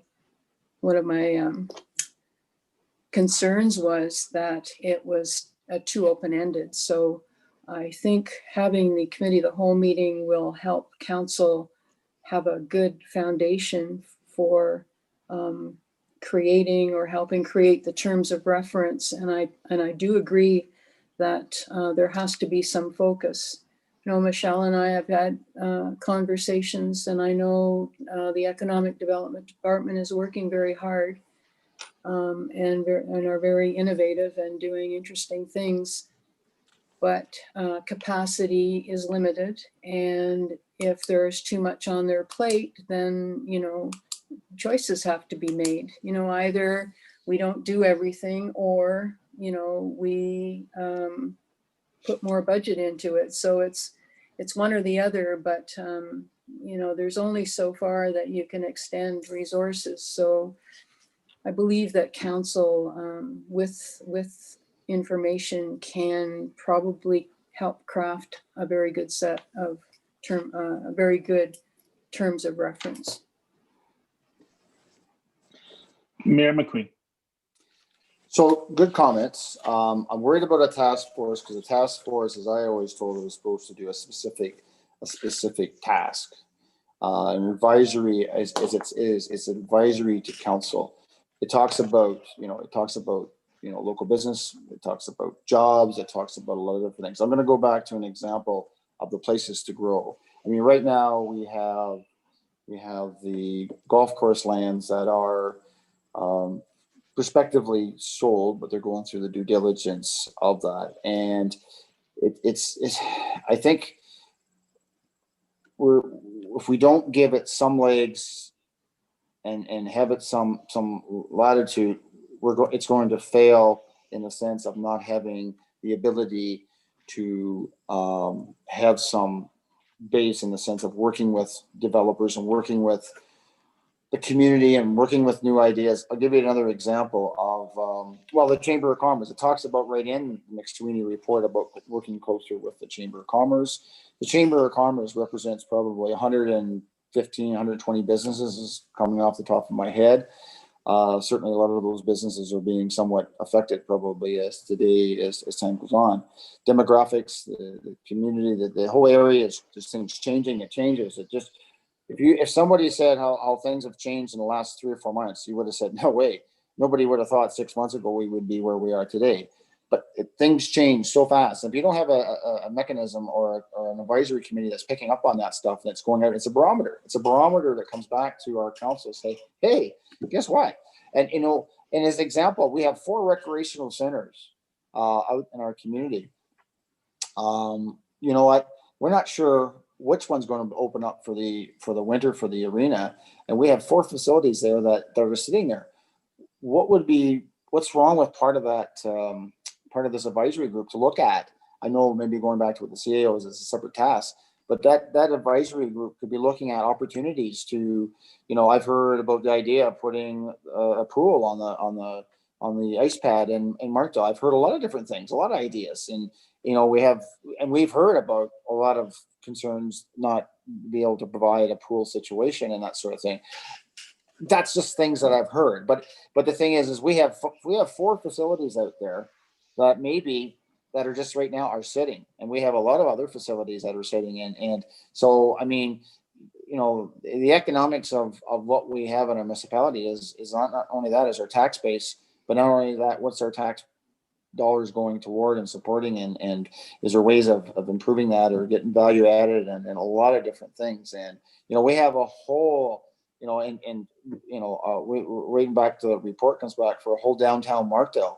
We bought land. We got the whole concept of developing, that Markdale, that downtown Markdale is staring us in the face. And that was purchased in the last term of council, and having an advisory committee, certainly having strict guidelines in terms of reference. And certainly I don't want to see a committee, ravel out of control on something it's going to be focus based, and certainly as the mayor, I'm very committed to that. But you know what? There's a lot of things out there that next thing you know, I mean, gosh, look how long it took us to do official plan review, and we haven't even got to the zoning review yet. And that's something that's on our plate as a council. And so there's a limits that we can do as a council and staff in the sense of the general business that we need to move forward in. And we just got our official plan approved, and now we're moving forward with regards to at some junction, and we talked all about this during the last election, we need to review our zoning bylaw. Well, we're coming up this fall is 2 years into this council, and we haven't even reviewed that zoning bylaw yet. And so there's a lot of things on this council plate, and obviously COVID-19 has put a pause, but we got to roll up our sleeves, everyone, and we got a lot of things on our plate in this term. And there's some things coming forward tomorrow and tomorrow's council, and there's a lot of things that we have to attend to, and having an advisory group with regards to, out there that's looking out for our best interests, and that's set in the terms of reference. And I have certainly reviewing the McSweeney report is something that this council should do. There's a lot of great stuff in there. They went out and they reached out to a lot of people through that workshop and input and stuff. Now you start reading through it, it starts getting repetitious and some of the things you keep reading in there and stuff like that. But some of it's dated already 2.5 years later, it's some of it's dated. So certainly a review is good. It's a good guideline, but moving forward, I think there's maybe some new objectives, just even with COVID-19. So I'm just looking very futuristic in the sense of looking forward to this council, this municipality, and just getting input out there that I think we're in really interesting times out here in Grey Highlands. And I just think it's an opportunity for us to move forward. Thank you, Mayor McQueen. Point of privilege, Mr. Chair. Yes, your point. Yeah, I seem to be losing power on my iPad. I don't know why. I'm plugged in, but I'm down at 4%, and I'm afraid I'm going to lose connection soon. So I just wanted to make you aware, and I'm just wondering if we're going to be wrapping up soon, or should I try and phone in, or what? So we're scheduled to go to 4, but I'll defer to the clerk on if there's a hard and fast time. Through you, Chair Desai, there is no hard and fast time. However, if Councillor Little wants to call in if she loses connection, that's always a possibility. Okay. So is that information on, where is that on your communication to council to call in? Yes. Your invitation. It should be included in your invitation, the phone number. Okay, all right. And if you have issues, just call my extension and I'll help you through it. All right. If I lose everything, then I'll call. Thank you. Good. Thank you. Councillor Allwood. Thank you, Mr. Chair. So the McSweeney report was very much a foundation document. There's a lot of work that's been going on with the economic development department that we see now, especially with the Chamber of Commerce, which I'm the liaison to. So the whole COVID recovery program is underway, and council's approved that. There's items on our agenda tomorrow that further opportunity. I mean, I think what we're attempting to address with this is the need for public input. And in that McSweeney report, it talks about engaging businesses and residents to create the community vision. So we separated out and doing that inventory of developable properties and things like that. So there's a lot of those 10 items that were detailed in the McSweeney report that are underway and have been done. The visioning for the street crafts. We saw a report a while ago on Markdale that had some layout there, and the square is part of that program. We need public input on things like how you develop our hamlets and villages and the vision for Grey Highlands. So, and we need it from people who businesses and residences. But as we talked about in that McSweeney report, I kind of, Councilor Little talked about this thing being a little overreaching. I'm not sure, that a task force with specific items in place. I mean, the task force doesn't. I guess it is assigned tasks, so it couldn't be necessarily open-ended, or perhaps open-ended achieves the same overreaching response. But when we talked about a place to grow there, we talked about a charrette and engaging the public in a big way in sort of the vision that that plan had, which was the Chamber of Commerce initiative, had for Grey Highlands. But those type of visioning and public input sessions, I guess, is what we're hoping to achieve here. And I'm a little, the terms of reference, it talks about the committee establishing them, and I think in the motion, although when his worship was talking, he mentioned that staff might be developing the terms of reference. So I'm a little concerned that the committee would establish their own terms of reference. I think, council should direct staff to develop the terms of reference. But I'm just wondering how we can focus this specifically to the things that are on our plate now. I mean, this is going to be an ongoing thing, right? I mean, it's not just downtown Markdale. It's all of Grey Highlands.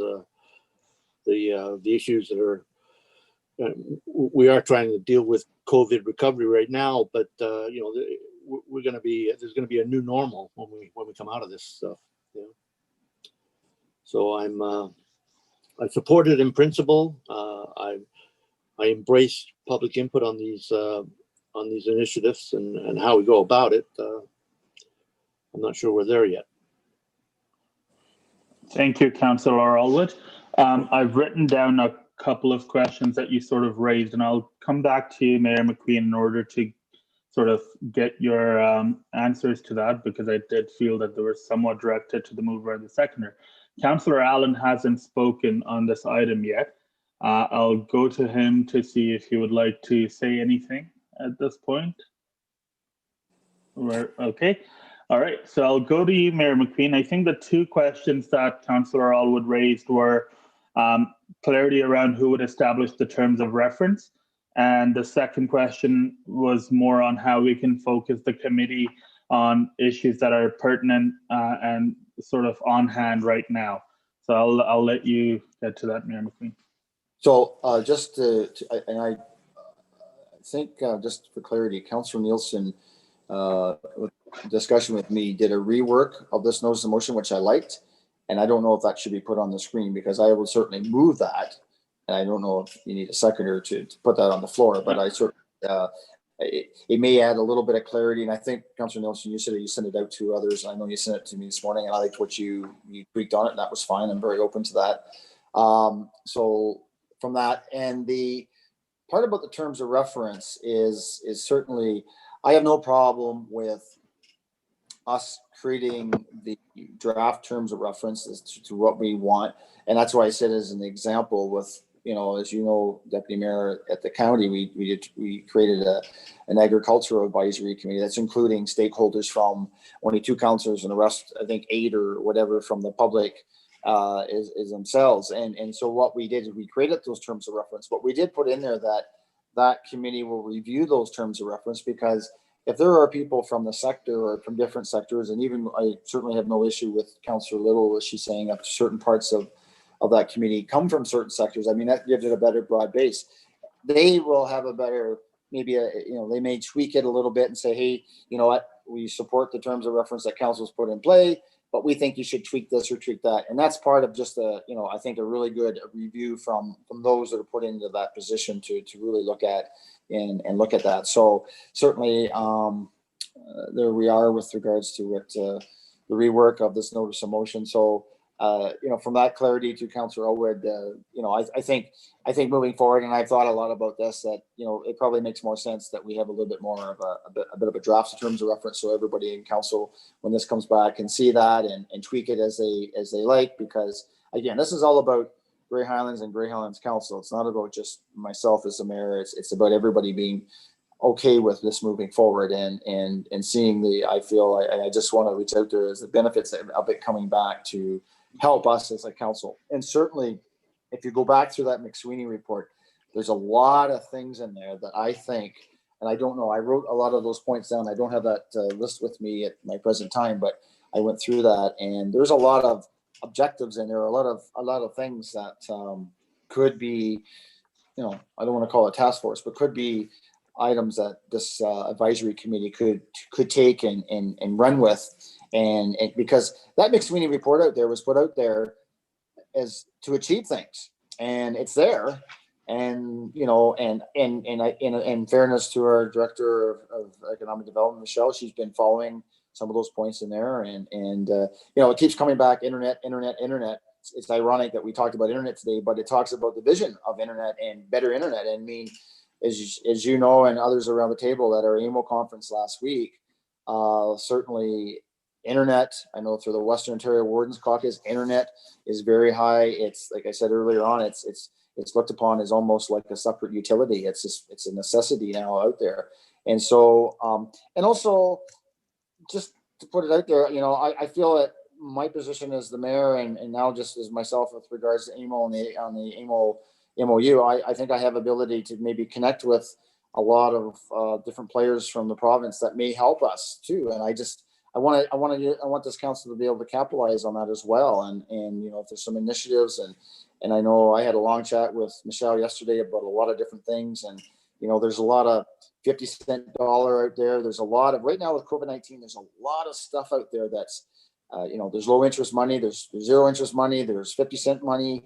There's a lot of things out there. And I'm not saying we're going to go and get crazy and all that kind of stuff, but there's a lot of opportunities that I think is what stands us to be different elsewhere is Grey Highlands. And I mean, this is not about the mayor. This is about a teamwork of Grey Highlands and Grey Highlands Council and having an advisory committee just to help us move whatever those items we want to review. And then the McSweeney report that we feel that's a priority. And just, there's a lot of things I think that we can really make happen in this term and beyond.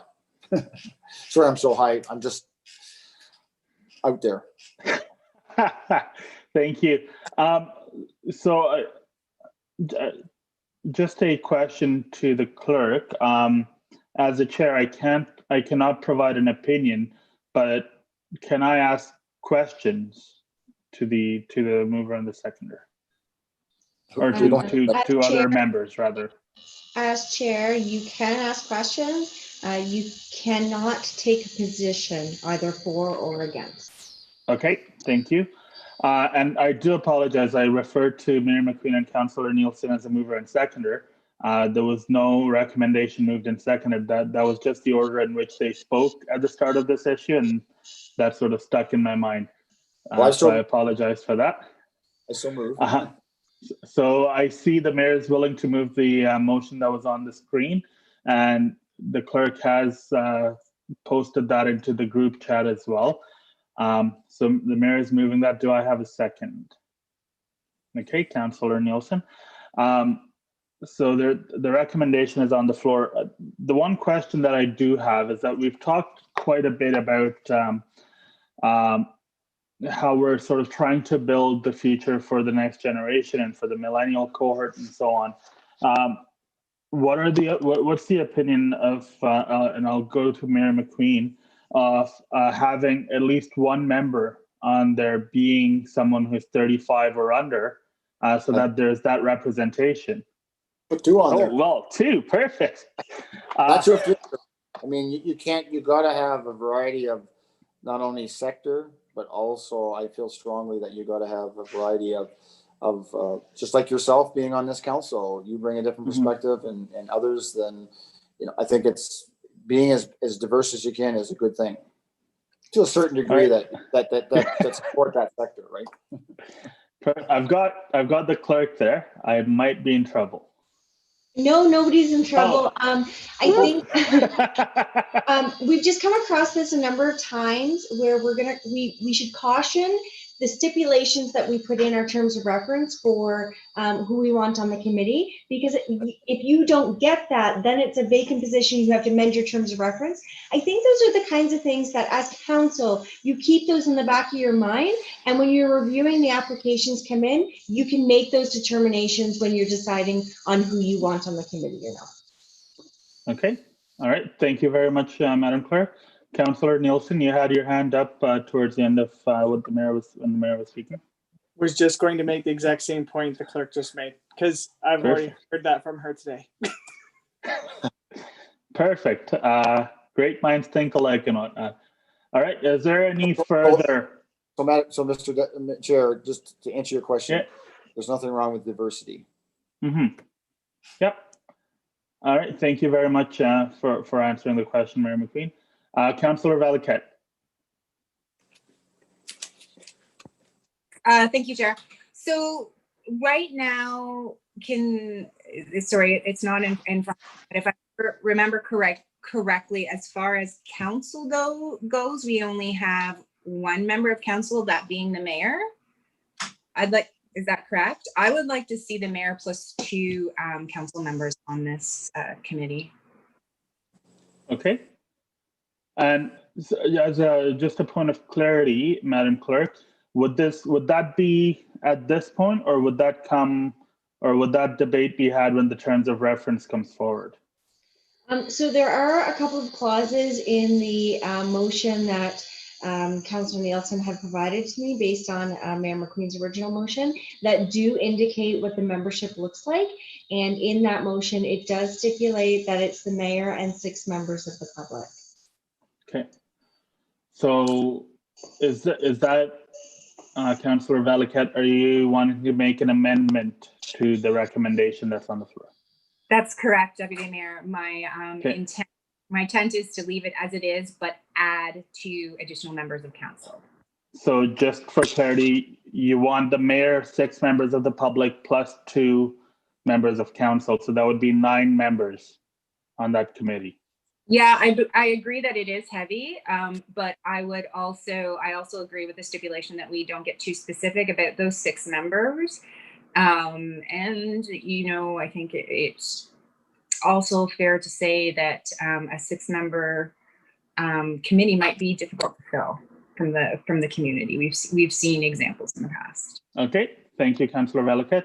Councillor Little and Councillor Nielsen. But before I go to anyone, I do need a seconder for the amendment that has been proposed. And the amendment is to add, Councillor Alwood, you're seconding? I'm seconding the addition of the 2 members of council. Okay, thank you, Councillor Alwood. Councillor Little and then Councillor Nielsen. Thank you, Mr. Chair. To me, these are part of the terms of reference, and I'm wondering, why are we talking about them right now? My preference would be to accept the motion as far down as where it talks about that the municipality of Grey Highlands establish an economic development advisory group, and leave it at that. And everything else, the composition, what they're to do, when they meet, all that is part of the terms of reference. And if, well, I'll just leave it at that and see what council thinks.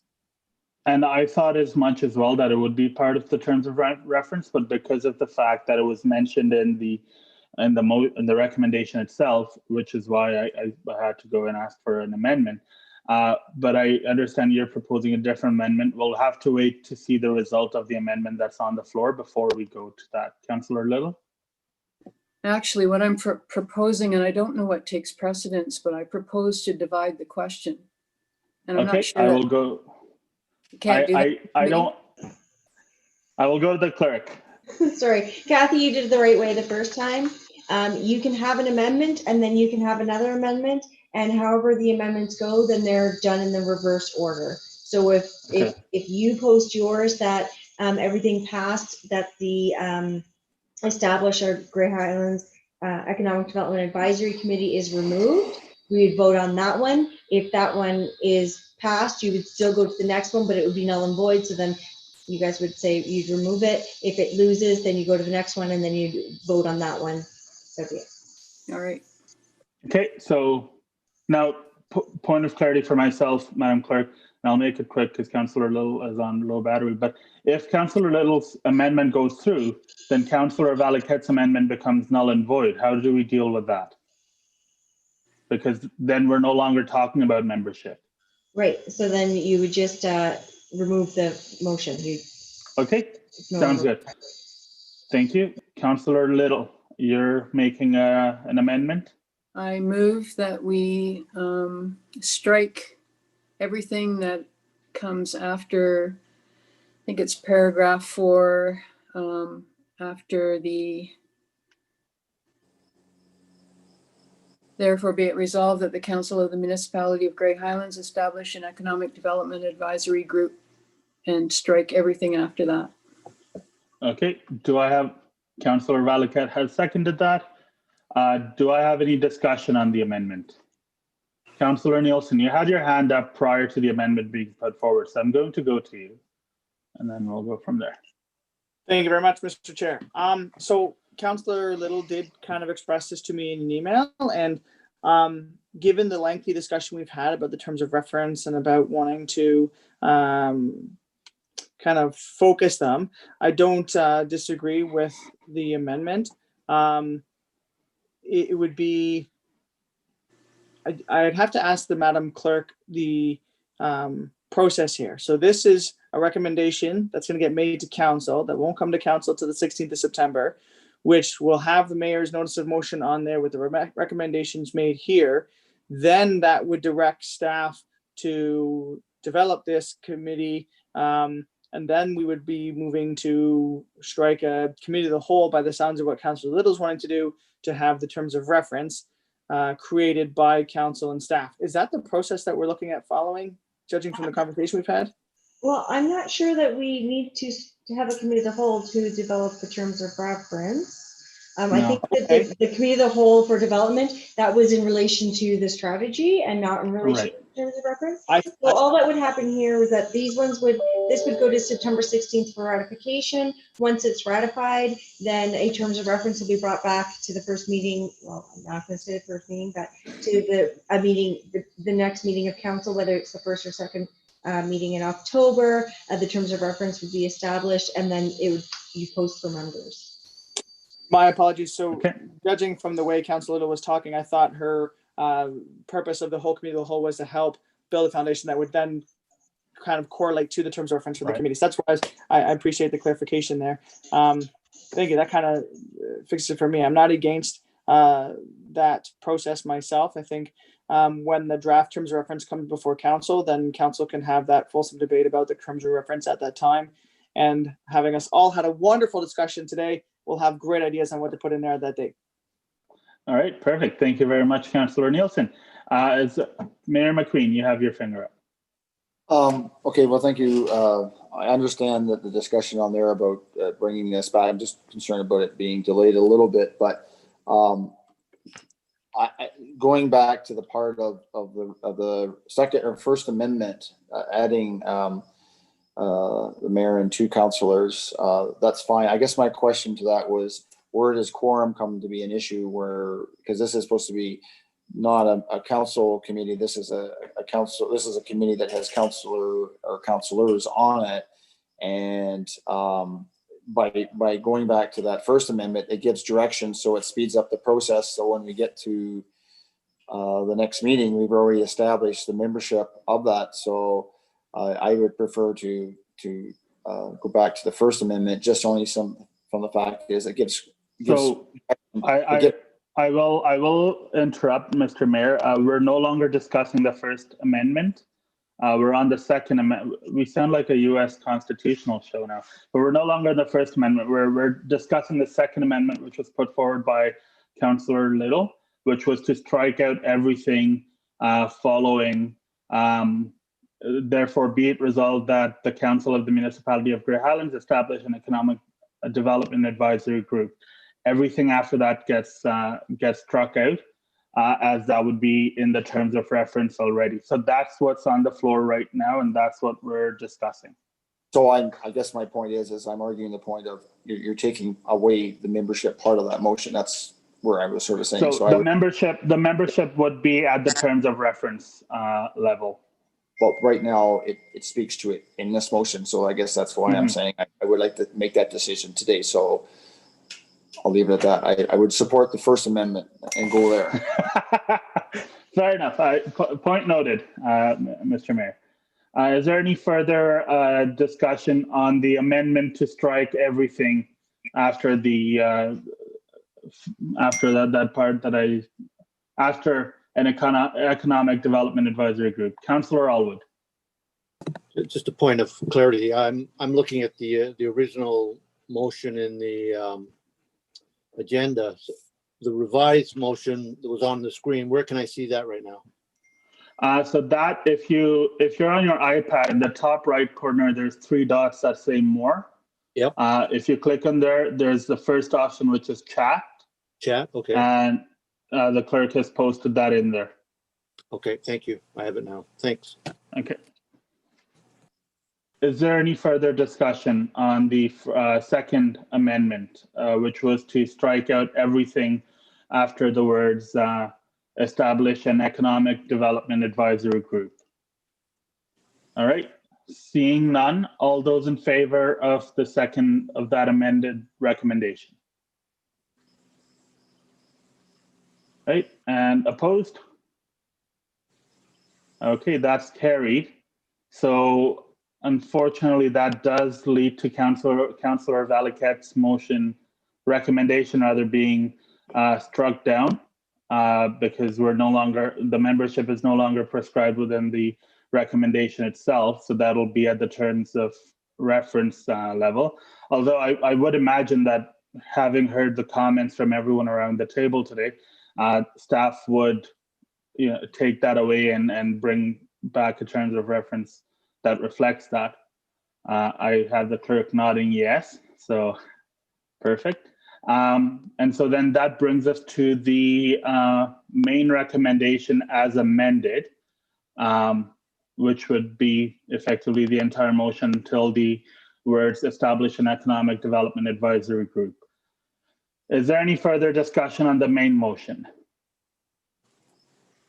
Okay, seeing none, all those in favor of the main motion? So, Madam, Okay. so can I have a Yes, recorded vote? Can I have a recorded vote on that, please? We can't have a recorded vote in a committee meeting. I thought we could. My understanding of procedural bylaws, we can't. Okay. I know the Sorry. county do, I thought, and sometimes, well, whatever. At the county, yeah, the county, we do have the recorded at the committee.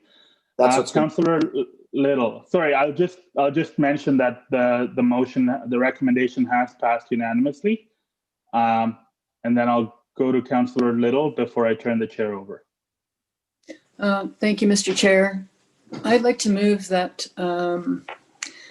that the Council of the Municipality of Grey Highlands I'd like to recommend that the Council of the Municipality of Grey Highlands review the existing economic development strategy, the McSweeney report, with staff and public input at a future committee of the whole meeting.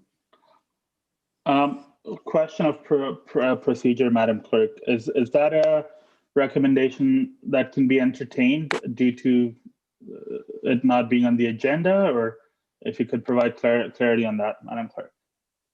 Thank you, Chair Desai.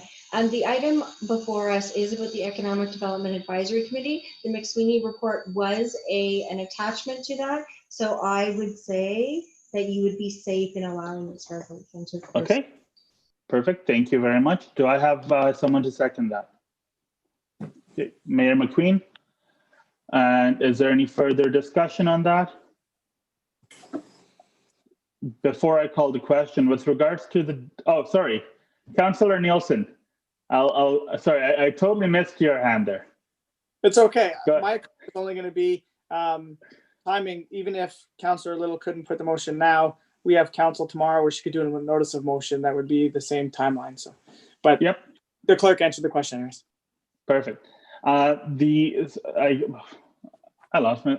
So the date for this would be at, would we pick a date tomorrow at tomorrow's council meeting or at September 16th council meeting? Madam Clerk? I would refrain from suggesting any meeting dates without polling the members. Sounds good. Okay. Any further discussion on the recommendation? Councillor Little. Sorry, Mr. Chair, I didn't hear the clerk's complete remarks. Madam Clerk, if you would repeat the remarks. I would refrain from scheduling any additional meetings without polling the membership first. A doodle. All right. Any further discussion? Seeing none, all in favor of the recommendation? That has passed unanimously. Mr. Mayor, I'll turn the chair over to you. Well, thank you, Mr. Deputy Mayor. You haven't left me much left on the agenda. Well, I had to hand the chair over to you for the final motion if I wanted to make it. Yes. And are you making it? I will be. I will make the motion recommendation, rather, I guess, to adjourn. You know what? Councillor Valiquette beat you to it. He was up like this, and I'm sorry. I shouldn't. I went into my my supervillain speech. You know, the one that the James Bond villain does, and then James Bond runs away. That's You paused. Councilor Valakett seized the moment and she jumped all over Oh, that. darn. I'll second. All right, there you go. And all in favor? That's carried. Okay, well, everybody have a great day and thank you very much for that, everyone. And we look forward to seeing you all tomorrow. See you guys all tomorrow. Take care, Bye, everyone. everyone. Bye. Bye, stop. See you later. Bye now.